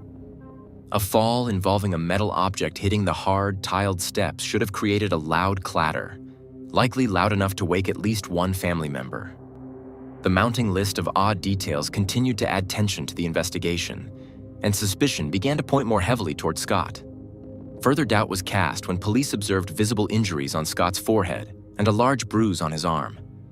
Scott claimed he had sustained these injuries while working on a car repair in the garage with Eric's assistance the day before the tragedy. However, when detectives spoke to Eric, he contradicted his father's account, saying he hadn't seen any injuries on Scott during or after their time working on the car. The inconsistency was subtle but significant, further intensifying the investigators' focus on Scott. The strangeness of the scene continued to deepen. Eric mentioned that the night before the incident, he had seen his mother locking the family's dogs in their cage for the night, a routine that usually signaled bedtime for the animals. It made little sense to him that Susan, especially given her weakened state from the migraine, would get up so early to walk them. This odd detail added yet another layer of doubt about the story Scott presented. During their investigation, police also inspected Mary Catherine's bedroom, where Susan had spent the night due to her migraine. It was there that forensic investigators discovered what they hadn't expected: small but visible bloodstains on the curtains, walls, and bedside table. Mary Catherine insisted that the room had been spotless when her mother first entered it, and she had noticed no bloodstains at all. When detectives questioned Scott about the stains, he offered a vague explanation, claiming they were old marks from the previous spring when he had accidentally cut himself while fixing a window screen. However, forensic analysts noted that the stains appeared fresh, casting further suspicion on Scott's account. Despite these ominous discoveries, the evidence still fell short of justifying formal charges. Susan's body was sent to the medical examiner's laboratory in hopes that an autopsy might clarify the circumstances of her death. 4 days later, the autopsy report arrived, but rather than providing clear answers, it left investigators with even more questions. The examiner's report noted numerous injuries on Susan's body, including a significant spinal fracture at the base of her neck. According to the forensic expert, this injury could explain the neck marks that initially appeared to be signs of strangulation. Additionally, ruptured blood vessels were found in Susan's eyes, often a sign of asphyxiation. Still, the examiner could not definitively say whether these injuries stemmed from an accident or were the result of a violent altercation. The ambiguous findings left the investigation stalled, unable to pinpoint the exact cause of death. While every detail seemed to suggest foul play, no single piece of evidence conclusively proved Scott's involvement. Detectives faced a challenging task. They needed to piece together a coherent narrative from a series of fragmented and suspicious clues. Forensic experts focused intently on the evidence collected from the Sills residence, looking for clues that could provide definitive answers. One of their first priorities was examining the bloodstains found in Mary Catherine's room.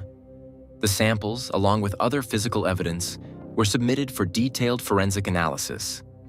Additionally, Susan's phone and laptop were confiscated to investigate her recent communications and activities, hoping they might reveal any underlying issues or sources of tension in her personal life. To gain further insight into Susan's life and relationships, the investigators turned to the Sills neighbors. However, these inquiries yielded few results, as the couple was known to work long hours with limited social interactions in the neighborhood. None of the neighbors reported hearing any unusual sounds on the night or evening before Susan's death, which only deepened the mystery. The investigation then expanded to include Susan's professional network. By interviewing her colleagues and friends in the medical field, detectives hoped to identify anyone who might know of underlying tensions or conflicts within her marriage. This strategy proved fruitful when they found a witness who hinted at the couple's private struggles, suggesting that their marriage might not have been as harmonious as it appeared. Meanwhile, Scott's students painted a different picture. Known for his charm and stylish appearance, Scott often attended class in elegant three-piece suits, radiating confidence and cheerfulness. Some students who had met him outside of class even described him as generous and supportive. One student shared how Scott had discreetly helped her financially on several occasions when she couldn't afford essentials like lunch or transportation home. To his students, Scott Sills appeared to be a kind-hearted, charismatic professor with a promising future. Scott's reputation for success had been evident from a young age. A top-performing student, he initially pursued law school but eventually turned to medicine, where he excelled in reproductive health. His determination, intelligence, and drive brought him professional respect and success. It was in his medical career that he met Susan, a few years before the tragedy that would alter his life. In the early days after Susan's death, her family and friends believed the incident to be nothing more than a tragic accident. However, as detectives conducted interviews, suspicions grew, fueled by Scott's reaction to the ordeal. His refusal to discuss the incident at all, coupled with his seemingly detached demeanor, began to unsettle those around him. Soon, the police began to suspect that they were dealing with something far darker than an accident. In the days following Susan's death, forensic experts revisited the Sills' home multiple times, and Scott's behavior continued to raise red flags. He showed little sign of mourning, remaining unusually composed and businesslike. His statements about Susan were noticeably devoid of personal sentiment. He spoke of her only as a capable professional and business partner. He never once described her as a beloved wife or devoted mother. This impersonal attitude struck investigators as peculiar, adding to their suspicions that he might view her as a mere collaborator rather than a loved one lost. One of the most alarming reports came from Scott's colleagues at the clinic. On the day after Susan's death, Scott arrived at work as if it were just another day. He showed no visible signs of distress and didn't take even a short leave to cope with the emotional impact. His colleagues found his behavior shocking, as they had expected him to grieve or at least take time to process the loss. When they shared their concerns with the police, a clinic nurse who frequently assisted Scott provided even more unsettling information. She observed that Scott actively avoided any conversations about Susan's death. His physical transformation was only one part of his apparent new lifestyle. He also became noticeably active on social media, sharing posts about his gym sessions, dinners at upscale restaurants, and stylish attire. There was no mention of his late wife, nor any signs of grief or sorrow on his social media. In fact, Scott's posts suggested that he was enthusiastically embracing a new chapter of his life, one that seemed to involve socializing and possibly seeking a new romantic relationship. Before long, Scott was seen in the company of a new romantic partner, with the relationship developing at a swift pace. Detectives noted this detail, but despite their growing doubts and the accumulating circumstantial evidence, they knew they needed something concrete to press charges. They worked to compile all the data and continued gathering more facts that could support an indictment. In 2018, after months of waiting, experts provided the results of a comprehensive forensic analysis. The report pointed to strangulation as the cause of death, noting post-mortem marks around Susan's neck that were consistent with asphyxiation.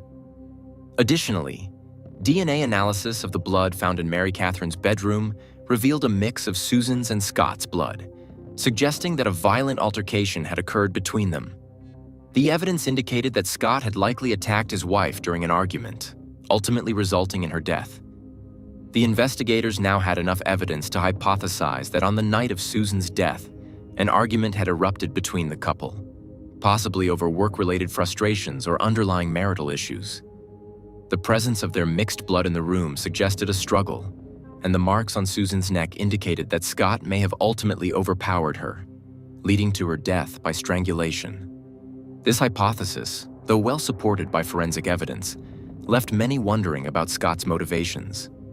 Some speculated that he had been unhappy in his marriage for some time, with career ambitions and a desire for a different lifestyle driving a wedge between them.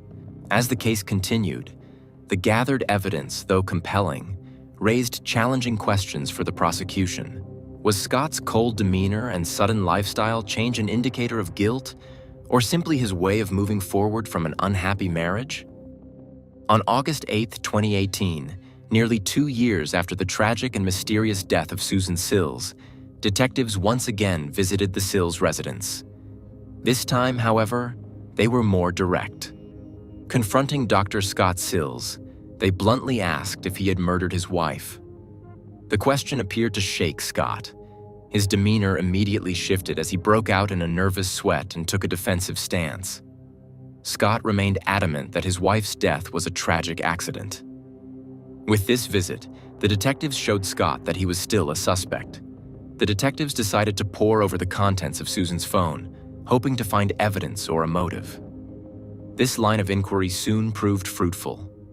Among Susan's saved messages and social media exchanges, detectives found entries that hinted at long-standing marital discord. Susan had confided in friends, expressing deep unhappiness with Scott. Roughly 3 months before her death, she'd written to a close friend, revealing that she felt trapped in her marriage and longed to leave. From that point on, Susan's texts depicted an increasingly strained relationship. A month prior to her death, she confided to another friend that her relationship with Scott had deteriorated to an almost unbearable degree. She was preparing to leave him, but Scott allegedly resisted her plans, fearing that a divorce would disrupt their shared business and personal finances. One specific incident seemed to act as a catalyst for the ongoing conflict. According to Susan's messages, an innocent photograph she'd posted online after losing a friendly bet had angered Scott. While she saw the photo as harmless, Scott viewed it as scandalous and deeply disrespectful. For reasons only he could fully understand, the photo seemed to enrage him, and the tension between them escalated further. This situation led detectives to examine Scott's own phone. There, they found a screenshot of the contentious photo saved on August 30, 2016, a clear indication that Scott had fixated on it. Investigators speculated that jealousy or possessiveness over Susan's image might have played a role in what drove Scott to desperation. Compounding their suspicions, detectives uncovered another startling discovery. The day after Susan's death, Scott had attempted to claim a $250,000 life insurance payout on her policy. Due to the suspicious circumstances of her death, however, his request was denied. This financial angle further fueled investigators' belief that Scott might have had more than one motive for wanting Susan out of the picture. Finally, after over 2 years of gathering evidence, on April 25, 2019, Dr. Scott Sills was formally arrested on charges of murder. Detectives took him into custody as he was on his way to perform surgery, though he was soon released on a $1 million bail. As news of Scott's arrest broke, the case caught widespread attention. The once esteemed doctor, who had built a respectable career and reputation, now stood accused of a heinous crime. Shortly after Scott's legal troubles became public, a woman contacted the police, claiming she'd had an affair with Scott while Susan was still alive. According to her, they'd met on social media, where Scott initially presented himself as a kind and attentive man. But as their relationship developed, Scott allegedly felt pressure to end the affair due to his marital situation. After Susan's death, however, Scott reached out to her, suggesting they could now resume their relationship. In one message dated just 2 weeks after Susan's passing, Scott said he was free and eager to start fresh, a message that contradicted any appearance of grief. Detectives theorized that Scott had been contemplating his freedom for some time, and that Susan had become an obstacle to his aspirations. This led investigators to consider several possible motives for Susan's murder. Financial gain was a prominent theory, as Scott may have been motivated by the $250,000 insurance payout. Divorce, in his mind, could have jeopardized their joint assets, leading him to view murder as a solution that would avoid both a financial split and Susan's ongoing interference in his life. Throughout this period, Scott maintained his innocence and enlisted a skilled lawyer. His defense team argued that Scott's efforts to date again were merely a way for a grieving father to rebuild his family. They pointed to his apparent dedication to his children as evidence that he was trying to provide them with stability. After years of delay, the trial finally began in November 2023. Now aged and visibly affected by the years of legal battles and media scrutiny, Scott appeared a shadow of the confident professional he had once been. Cameras were allowed in the courtroom, despite Scott's resistance to publicity, and the trial quickly became a public spectacle.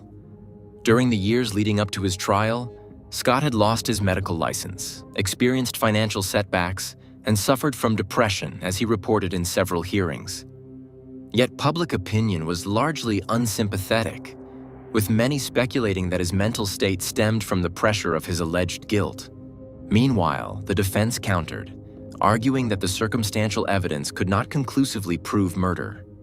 They cast doubt on the prosecution's interpretation of the bloodstains, argued that the insurance claim was a routine process, and insisted that Scott's attempts to date again reflected a man attempting to cope rather than a killer devoid of remorse.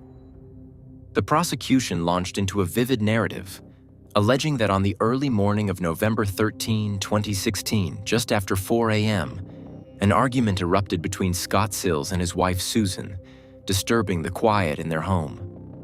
Their son Eric heard raised voices, only for the sound to be abruptly replaced by silence.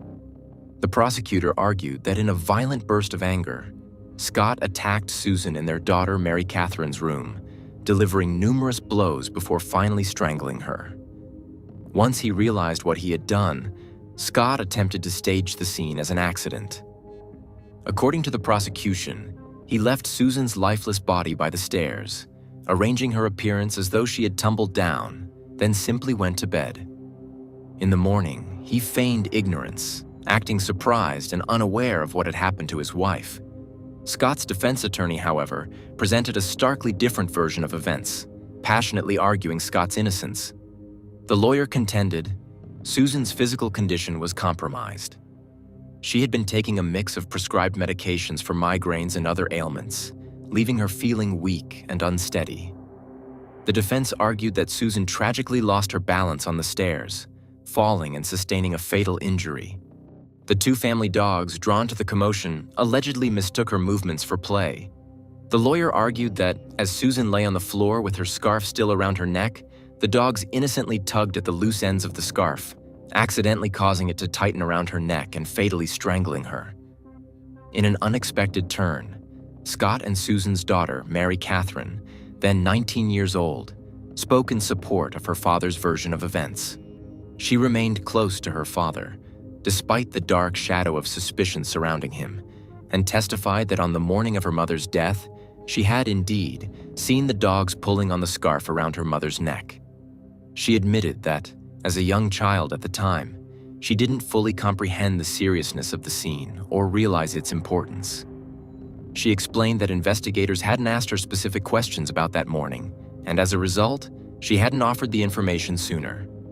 She also clarified a point that had puzzled authorities. She and her father had removed the scarf while attempting to administer first aid, which was why it was later found away from Susan's body. To strengthen their argument, the defense ordered a DNA analysis of the scarf, hoping to detect traces of the dog's saliva or fur. The test results came back positive, lending weight to the defense's theory. The defense further cited the toxicology report, which indicated a combination of sedatives and painkillers in Susan's bloodstream. These medications, they argued, could have impaired her motor skills, making her more prone to a fall. In the days leading up to the tragedy, Susan had reportedly eaten little and appeared fatigued, a condition that could easily have compromised her stability. The lawyer argued that these factors combined to create a tragic set of circumstances, and that even if the dogs had not tugged on her scarf, Susan's injuries from the fall could have resulted in a fatal outcome due to the severity of her injuries and her body's weakened state. But the prosecution did not relent. They pointed out what they considered glaring flaws in the defense's story. For one, they argued, it was implausible that Susan could have fallen so silently that no one would have been alerted. They suggested that the pot she intended to bring down to the kitchen would have clanged loudly on the stairs, raising alarm. The prosecution dismissed the notion that the dogs were involved, arguing that the idea of them somehow strangling her was a desperate attempt to shift focus from the true perpetrator. They insisted that the scarf was not an innocent part of the morning routine, but rather the weapon Scott used in an act of cold-blooded murder. Despite the defense's claim of an accidental fall, forensic experts found no trace of Susan's DNA on the staircase. Not a single drop of blood, hair strand, or fabric fiber that might indicate a fall. With 13 steps to descend, the prosecution argued, it was nearly impossible that no biological evidence would remain if she had truly tumbled. The prosecutor suggested that Scott had staged the scene, deliberately placing Susan's body at the foot of the stairs to give the impression of an accident. In particular, the prosecution emphasized the odd placement of Susan's body. Her leg was still draped over a step when first responders arrived, despite Scott having supposedly performed CPR at the dispatcher's instruction. If he had moved her to a flat surface, as instructed, her body would not have been left in that position. The prosecutor contended that Scott had intentionally kept her there to reinforce his staged narrative, placing Susan as though she had simply slipped and met a tragic end. As the prosecution pressed their case, they highlighted Scott's behavior in the days following Susan's death, which they described as chillingly detached. Nonetheless, the prosecution pressed on, reiterating that a lack of DNA evidence on the stairs, the suspicious positioning of Susan's body, and the implausibility of the dog theory pointed directly to Scott's guilt. They concluded with a powerful argument, contending that Scott's actions on the morning of November 13 were not the result of a tragic accident, but a meticulously calculated decision to end his wife's life. Throughout the 3-week-long trial, Scott chose not to take the stand and testify in his own defense. His decision not to speak, coupled with the high-profile nature of the case, only fueled speculation and further polarized the courtroom. Some saw his silence as a sign of guilt, while others believed that it was simply a strategic move by the defense to avoid potential pitfalls under cross-examination. Scott's decision to remain silent also kept the jury and the public guessing about his motivations, making it even harder for them to reach a definitive understanding of his character. Once both the prosecution and defense had delivered their closing arguments, the fate of Scott Sills was left in the hands of the jury. They deliberated for 3 long hours, carefully considering the various pieces of evidence, witness testimonies, and the opposing narratives that had been presented during the trial. Finally, the jury came to a conclusion that left many stunned. While they were not convinced that Scott had premeditated the murder, they found him guilty of second-degree murder rather than first-degree premeditated murder. The jury's decision was a pivotal moment in the case, marking the end of a long and arduous legal battle. Scott was sentenced to life in prison with the possibility of parole after 15 years. On a warm summer evening, in a quiet suburban neighborhood that prided itself on safety, something truly terrifying occurred. What began as a casual stroll ended in a scene of unimaginable horror. A body, discovered deep in the bushes, bore harrowing evidence of a savage, prolonged attack. Bruises, lacerations, and signs of a desperate struggle painted a picture of violence so brutal it left the community in shock. Forensic experts later concluded that death had not come swiftly but painfully in a storm of rage and cruelty. What could drive someone to such inhumanity? Investigators asked this question repeatedly as they painstakingly pieced together a timeline of faint, ominous clues. This wasn't just a murder case. It was a tragedy that left a permanent scar on the town's sense of security. At approximately 8:20 p.m., a jogging couple encountered Dog on a secluded trail. The dog was alone, her leash dragging behind her, and she seemed deeply agitated. Dog's erratic movements, darting back and forth, appeared desperate, as if she were urging them to follow. Unease crept over the couple as they decided to trail the frantic animal. Dog led them into a shadowy thicket. What lay before them would become a nightmare etched into their minds. In a blood-soaked ravine was the lifeless form of a young woman. Shaken to their core, the couple immediately contacted the authorities. The area quickly swarmed with law enforcement, their flashlights casting unsettling shadows on the grim scene. By the time April's family arrived, the site had been cordoned off, police scouring every inch for signs of what had occurred.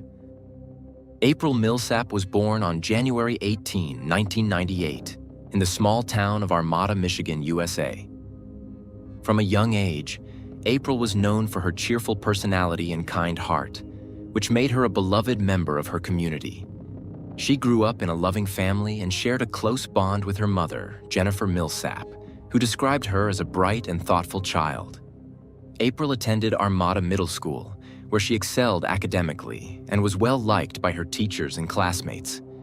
She was known for her quick wit and sense of humor, often bringing laughter to those around her.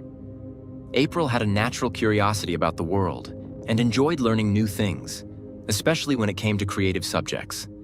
One of April's greatest passions was animals. She adored her dog, Penny, who was her constant companion on walks and outdoor adventures.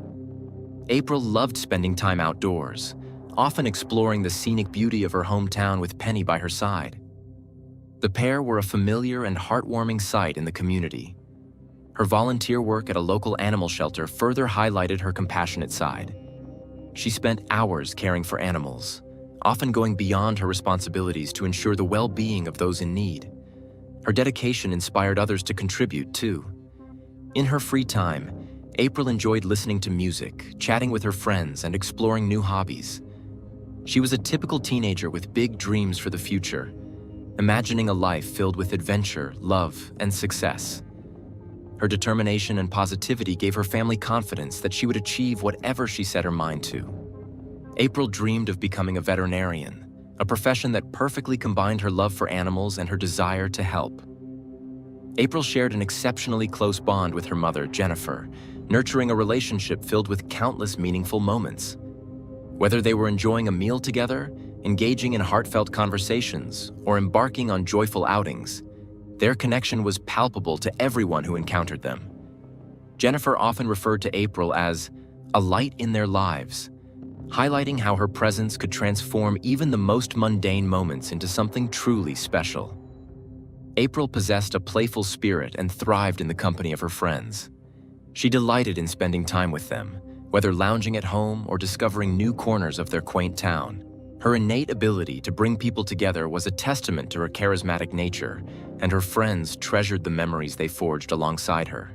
They frequently reminisced about how April could effortlessly turn an ordinary day into an exciting adventure, whether it was through spontaneous picnics or enchanting late-night stargazing sessions. Nature held a special place in April's heart, serving as another cornerstone of her vibrant life. She found solace in the simplicity of the outdoors, whether she was strolling along familiar trails, playing with her beloved dog Penny, or simply soaking in the serene beauty of the countryside.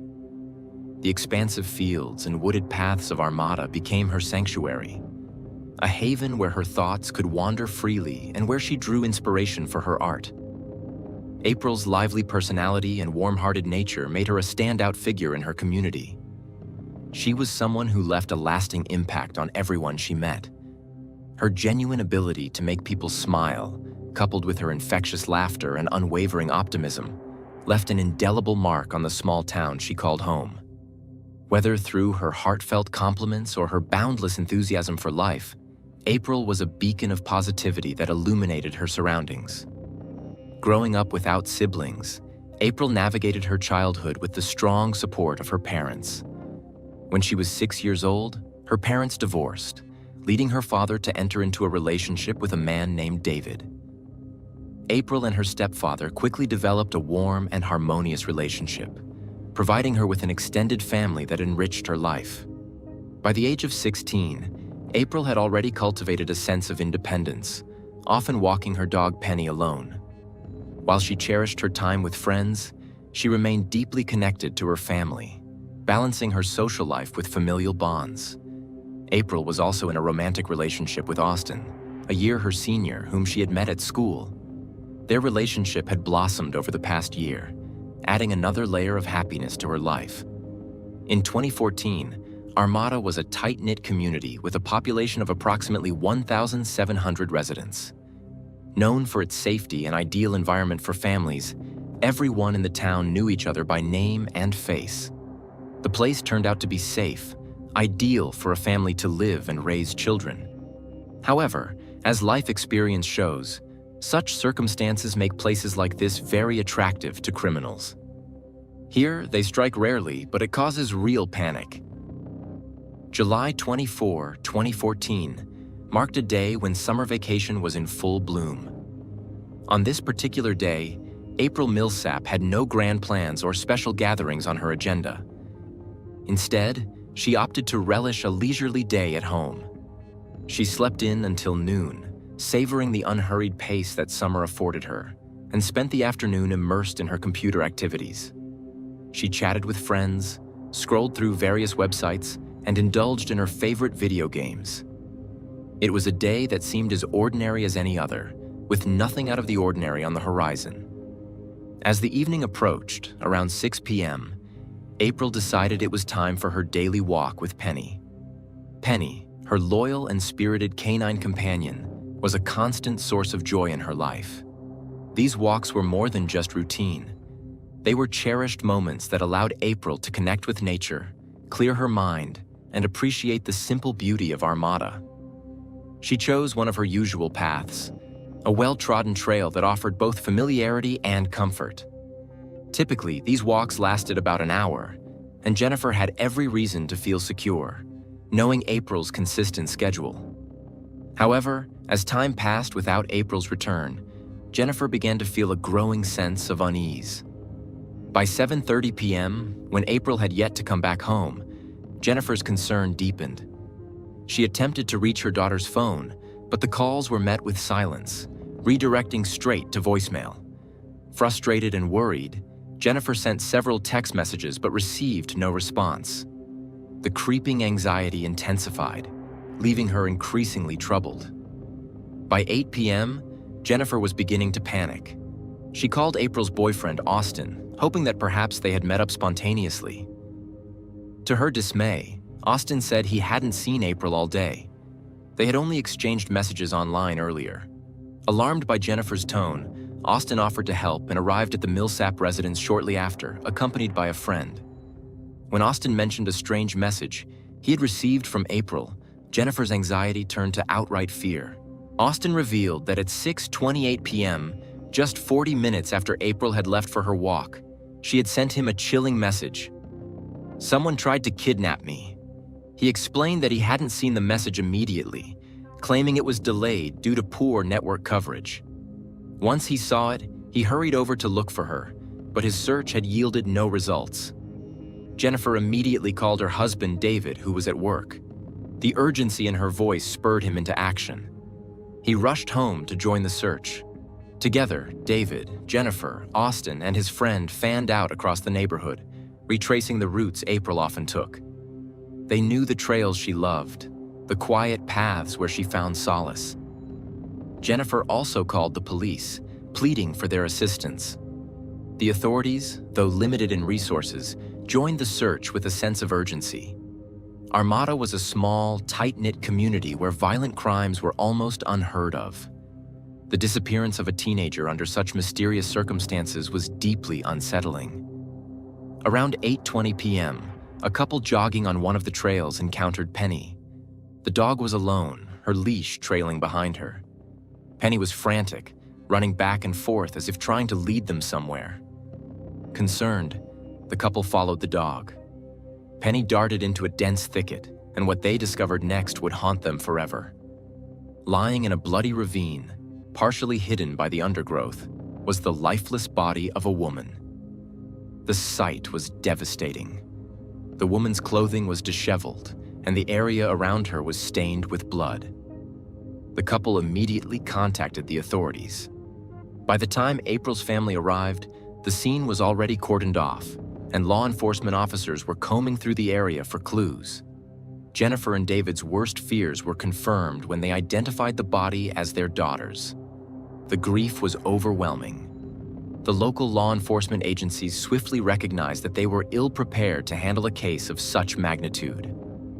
Armada, a small town with a population of merely 1,700 residents, was renowned for its peacefulness, where criminal activities rarely escalated beyond minor thefts. The town's modest police force, consisting of just 2 officers, lacked both the experience and the resources necessary to investigate a violent homicide. Acknowledging the intricate nature of the situation, the sheriff promptly sought assistance from county authorities and state investigators. Additionally, the FBI was enlisted to provide specialized expertise and advanced technological support. The ensuing investigation uncovered that April had been subjected to a brutal attack. Evidence at the scene suggested a struggle. April had fiercely resisted her assailant. Nevertheless, the sheer brutality of the crime was beyond anything the investigators had anticipated. Forensic specialists began the meticulous collection of evidence, while detectives dedicated themselves to reconstructing the sequence of events leading up to April's tragic death. The discovery of her lifeless body sent shockwaves through the community, obliterating the long-held sense of security that Armada's residents had cherished. In a more detailed examination of the crime scene, investigators found April at the base of a ravine, lying on her back amidst thick, overgrown vegetation. Her shoes had been forcibly removed and discarded several meters away from her body, a grim indication that her final moments were filled with fear and violence. Both her clothing and underwear were pulled down, initially suggesting a potential sexual motive behind the crime. However, comprehensive forensic analysis determined that April had not been sexually assaulted. This revelation led detectives to theorize that the perpetrator might have intended to commit such an act, but was thwarted by April's fierce resistance, or perhaps an unforeseen interruption, such as the presence of her dog or a bystander. Regardless of the motive, the crime was shockingly violent. April exhibited numerous bruises across her body, with significant defensive wounds on her arms and hands, highlighting her courageous attempts to protect herself. Her face was severely disfigured, with investigators describing it as crushed. The coroner documented at least 48 distinct injuries, primarily concentrated on her face and neck. Her body was covered in clotted blood, providing stark evidence of the prolonged and savage nature of the assault. In a particularly chilling finding, the coroner detected traces of neck compression. However, these did not align with the typical patterns of strangulation by hand or with an external object. Further analysis revealed unusual impressions on her face and neck, which were identified as shoe tread patterns. The forensic conclusion was horrifying. April had been trampled to death. Her attacker had stomped on her with the sole of a large sneaker, employing it as a weapon. The brutality was appalling, with the coroner estimating that the assault lasted over 10 minutes. April endured agonizing pain in her final moments. Based on the characteristics of the tread marks, detectives inferred that the perpetrator was likely a tall, physically imposing man. However, the extreme violence suggested something more sinister, perhaps driven by rage or cold-blooded cruelty that surpassed the typical motives seen in random acts of violence. April's face was so severely damaged that identifying her by physical features was impossible. This realization left her loved ones, especially her mother, Jennifer, devastated and engulfed in immeasurable grief. The investigation commenced promptly, focusing initially on those closest to April. Her parents, stepfather, boyfriend Austin, and even Austin's friend was brought in for questioning at the police station. Detectives aimed to construct a detailed timeline of events and identify any possible motives. Both April's biological father and her stepfather were swiftly eliminated as suspects. However, suspicion soon intensified around her boyfriend Austin. Detectives became increasingly wary when Austin described his recent relationship with April as strained. He admitted that they had been arguing frequently, and their relationship was nearing a breaking point. Additionally, Austin disclosed that they had quarreled shortly before April's murder. While Austin's candor might have been an attempt to demonstrate his openness, it inadvertently painted him as a person with a potential motive. The discovery of a chilling message from April to Austin heightened the scrutiny on him. April had sent Austin a text shortly before her death saying, "Someone tried to kidnap me." Shockingly, Austin admitted that he had not immediately reported the message to anyone, nor had he contacted the police. Instead, he claimed that he only went out to search for her himself after finally seeing the message. His explanation for the delay was that the message had arrived late due to poor network connectivity. To detectives, Austin's actions seemed unusually indifferent. His response to such a grave message appeared sluggish and devoid of urgency.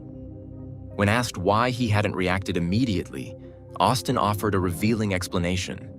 He had assumed the message was an attempt by April to manipulate him emotionally. He believed she was trying to provoke concern and re-establish communication after their argument.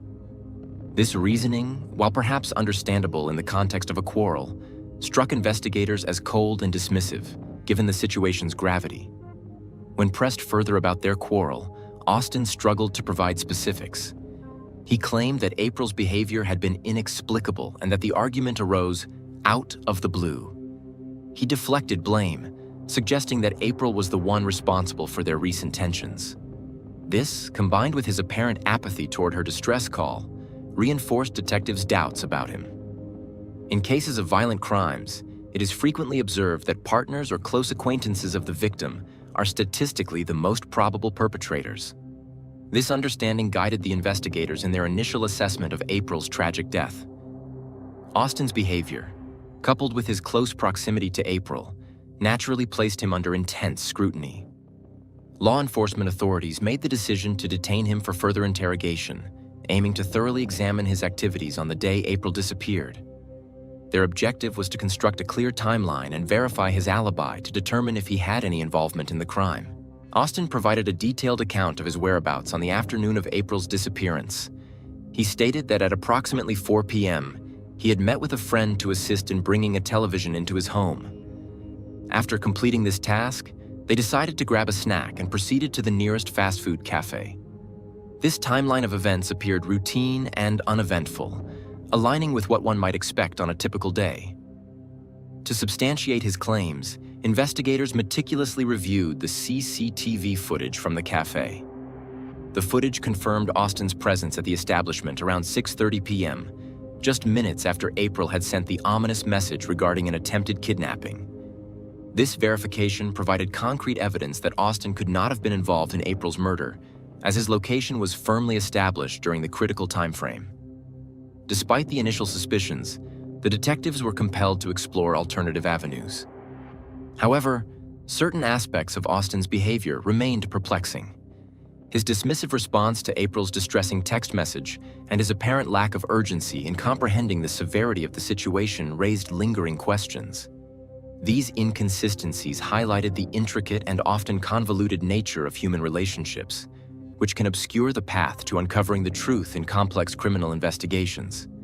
As the investigation advanced, it became increasingly apparent that April's death was not a straightforward case of passion-driven violence or a random act of brutality.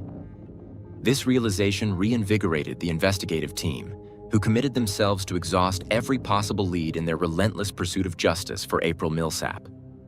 With Austin definitively cleared of any involvement, the investigators redirected their focus to other potential leads. The next critical step was to locate and analyze April's mobile phone, which was believed to hold essential information that could unravel the mystery of her murder. The absence of her phone at the crime scene was particularly concerning, leading detectives to theorize that the perpetrator had deliberately taken it, likely disabling it to prevent any tracking and subsequently discarding it to eliminate evidence.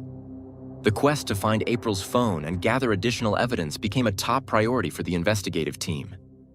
Forensic experts conducted exhaustive searches along the trails that April frequented, meticulously combing through areas where she might have wandered during her final moments. Specialized search units, including teams with trained dogs, were deployed to scour the dense vegetation and rugged terrain surrounding the ravine. The involvement of the FBI added a layer of expertise and advanced technological resources to the efforts, significantly enhancing the search operations. The search extended well into the following day, testing the endurance and determination of the investigators and volunteers alike. Just when hope seemed to wane, a breakthrough occurred. Approximately a kilometer from the original crime scene, searchers discovered April's mobile phone. The device was promptly sent to a forensic laboratory for detailed analysis, marking a pivotal moment in the investigation. The forensic examination of the phone yielded critical information that shed new light on the case. Investigators uncovered that April had been in regular contact with a school acquaintance named Roger. Roger, known for his abrasive personality and frequent run-ins, initially emerged as a potential suspect. However, further investigation revealed that Roger had a solid alibi for the time of the murder, corroborated by multiple reliable sources, thereby eliminating him from suspicion. As detectives continued to piece together the timeline and interview witnesses, a new lead surfaced. Several residents reported seeing a man on a motorcycle interacting with April shortly before her disappearance. Witnesses described the man as significantly older than April, pushing a blue and white motorcycle while walking alongside her. They appeared to be engaged in conversation, and at the time, his demeanor did not raise any immediate red flags. In fact, some witnesses even mistook him for April's father due to his calm and composed behavior. However, in the context of April's disappearance, the investigators began to question his intentions, considering the possibility that he might have had a role in the tragic event. The description of the motorcycle was specific and uncommon, a rare blue and white model. This unique feature allowed investigators to focus their efforts on tracking down the vehicle. 3 days after April's murder, on April 27, 2014, the motorcycle was located parked in the driveway of a local residence. The homeowner told police that the motorcycle did not belong to them.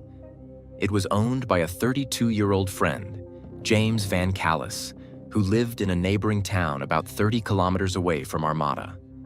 Investigators wasted no time in contacting James Van Callis. From the outset, James appeared cooperative and willing to answer the detectives' questions. He stated that on the day of April's murder, he had been visiting a friend in Armada and claimed to have spent the afternoon and evening there.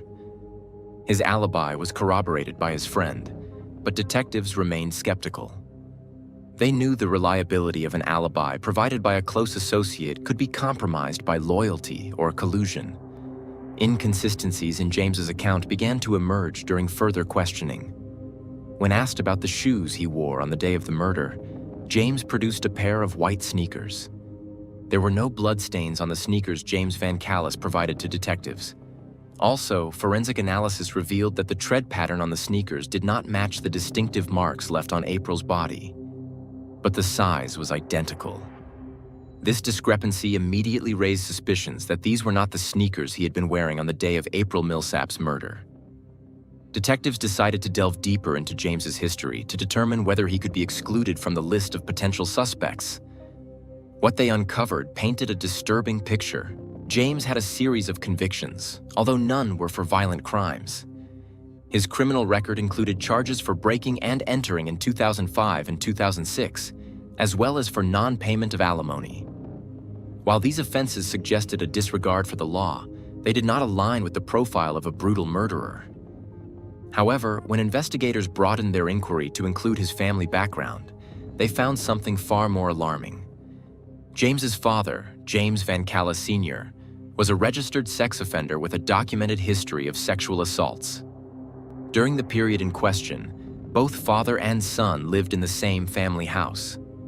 This revelation raised the possibility that the elder Van Callis could also have been involved in criminal activities, or at the very least, contributed to a deeply troubled environment. The elder Van Callis had previously been accused of sexually harassing a minor, and his criminal record reflected a pattern of predatory behavior.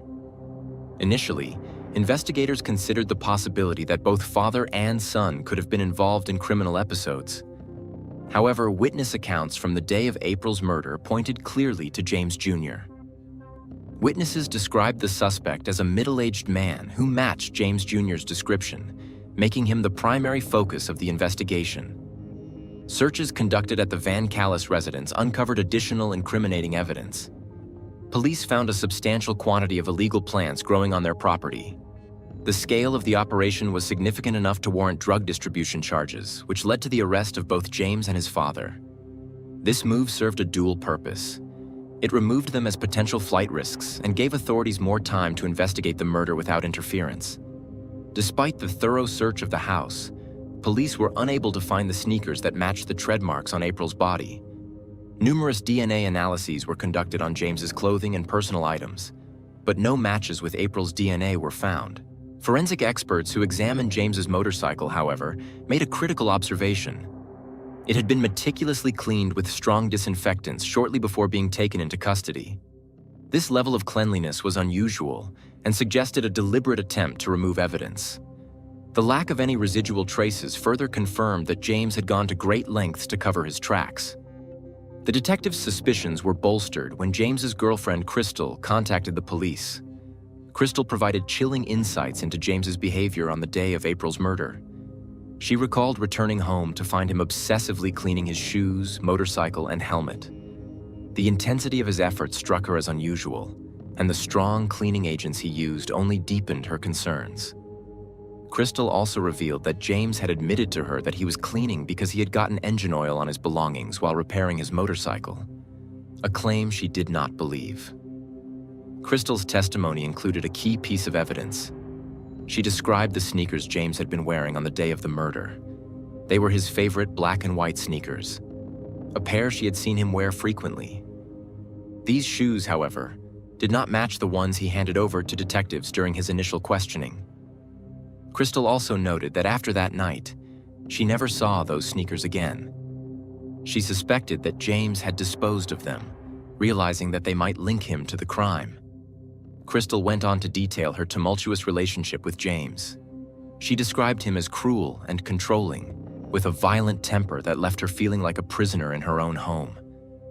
He restricted her movements, forbidding her from leaving the house without his accompaniment.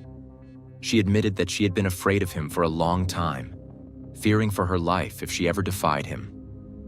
Now, with James and his father detained, Crystal felt safe enough to speak candidly about her experiences. The police knew they needed to prove conclusively that James had been wearing the sneakers Crystal described.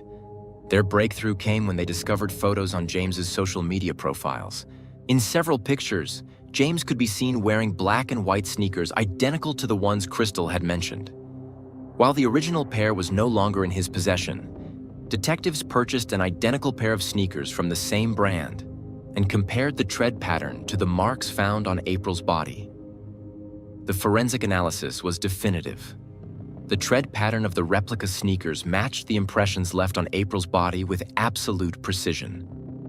This finding confirmed that the original pair of sneakers, James's favorite, had been used during the murder.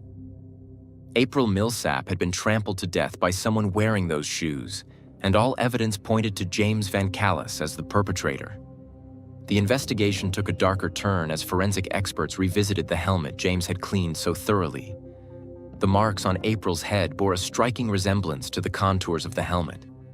It became increasingly clear that James had used the helmet as a weapon during the attack. This finding, combined with the tread marks and the circumstantial evidence, left no doubt in the minds of investigators. The case against James Van Callis was growing stronger, but it was also becoming a chilling reminder of the lengths to which he had gone to evade detection. His meticulous efforts to erase evidence, combined with his violent and controlling tendencies, painted the picture of a cold and calculating individual. The trail of evidence, painstakingly pieced together by detectives, was now leading inexorably toward justice for April Milsap. During a detailed examination of James Van Callis's computer, investigators uncovered evidence that confirmed their suspicions. His online activity revealed a disturbing interest in much younger women, with searches and website visits that left no doubt about his predatory tendencies. This revelation painted a clearer picture of his potential motive and the dark undercurrents of his personality.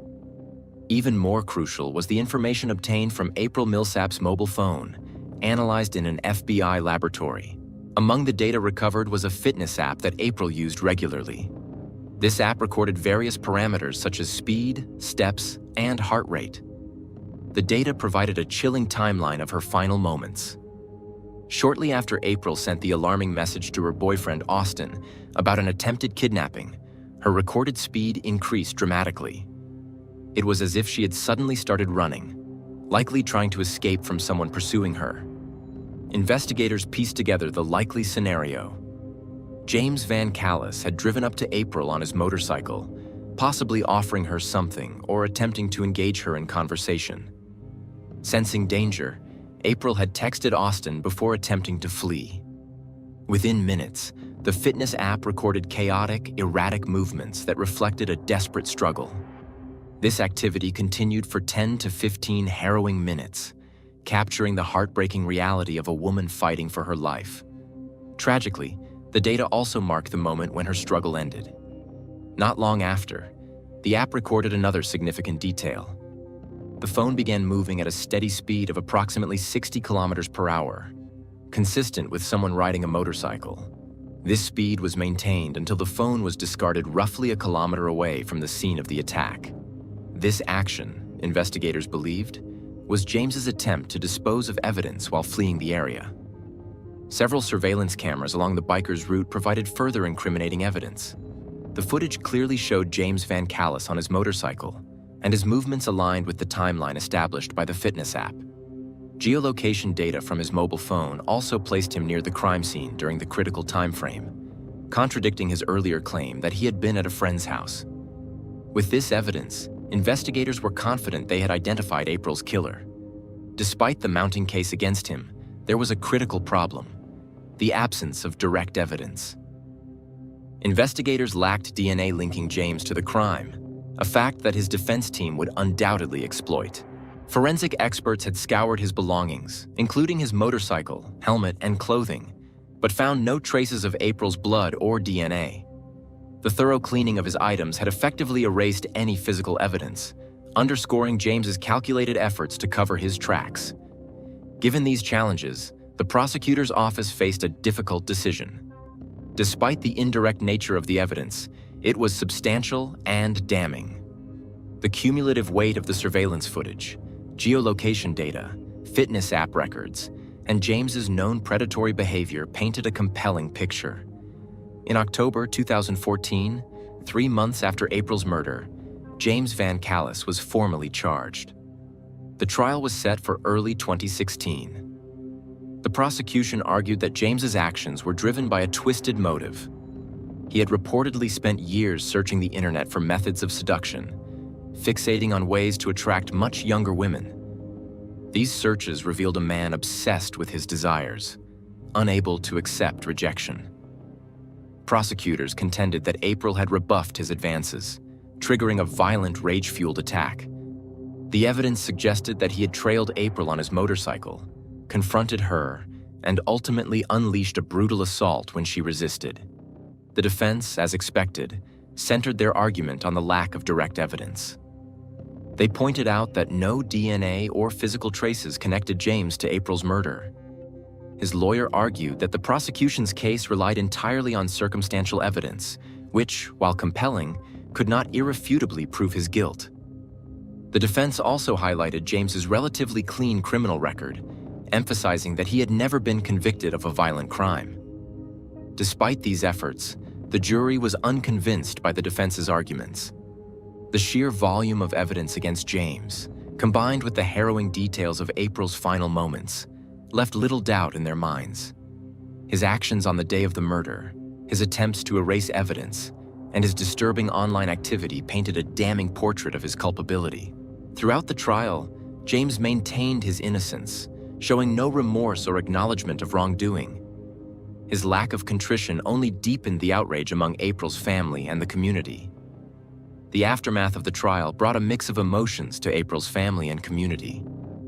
While justice had been served, it could not undo the tragedy of her loss. To honor her memory, a memorial garden was established near the site where her life was cruelly taken. At its center stood a small statue of her beloved dog, Penny, who had led strangers to the place where April was found. The garden became a symbol of resilience and a reminder of the importance of vigilance in protecting the vulnerable. April Milsap's story remains a chilling reminder of the dangers that can lurk even in the safest of places. Her tragic death underscored the need for communities to stay vigilant and proactive in addressing threats, as well as the importance of fostering an environment where victims feel empowered to seek help. Her legacy lives on, not only in the memorial garden, but also in the hearts of those who continue to fight for justice in her name.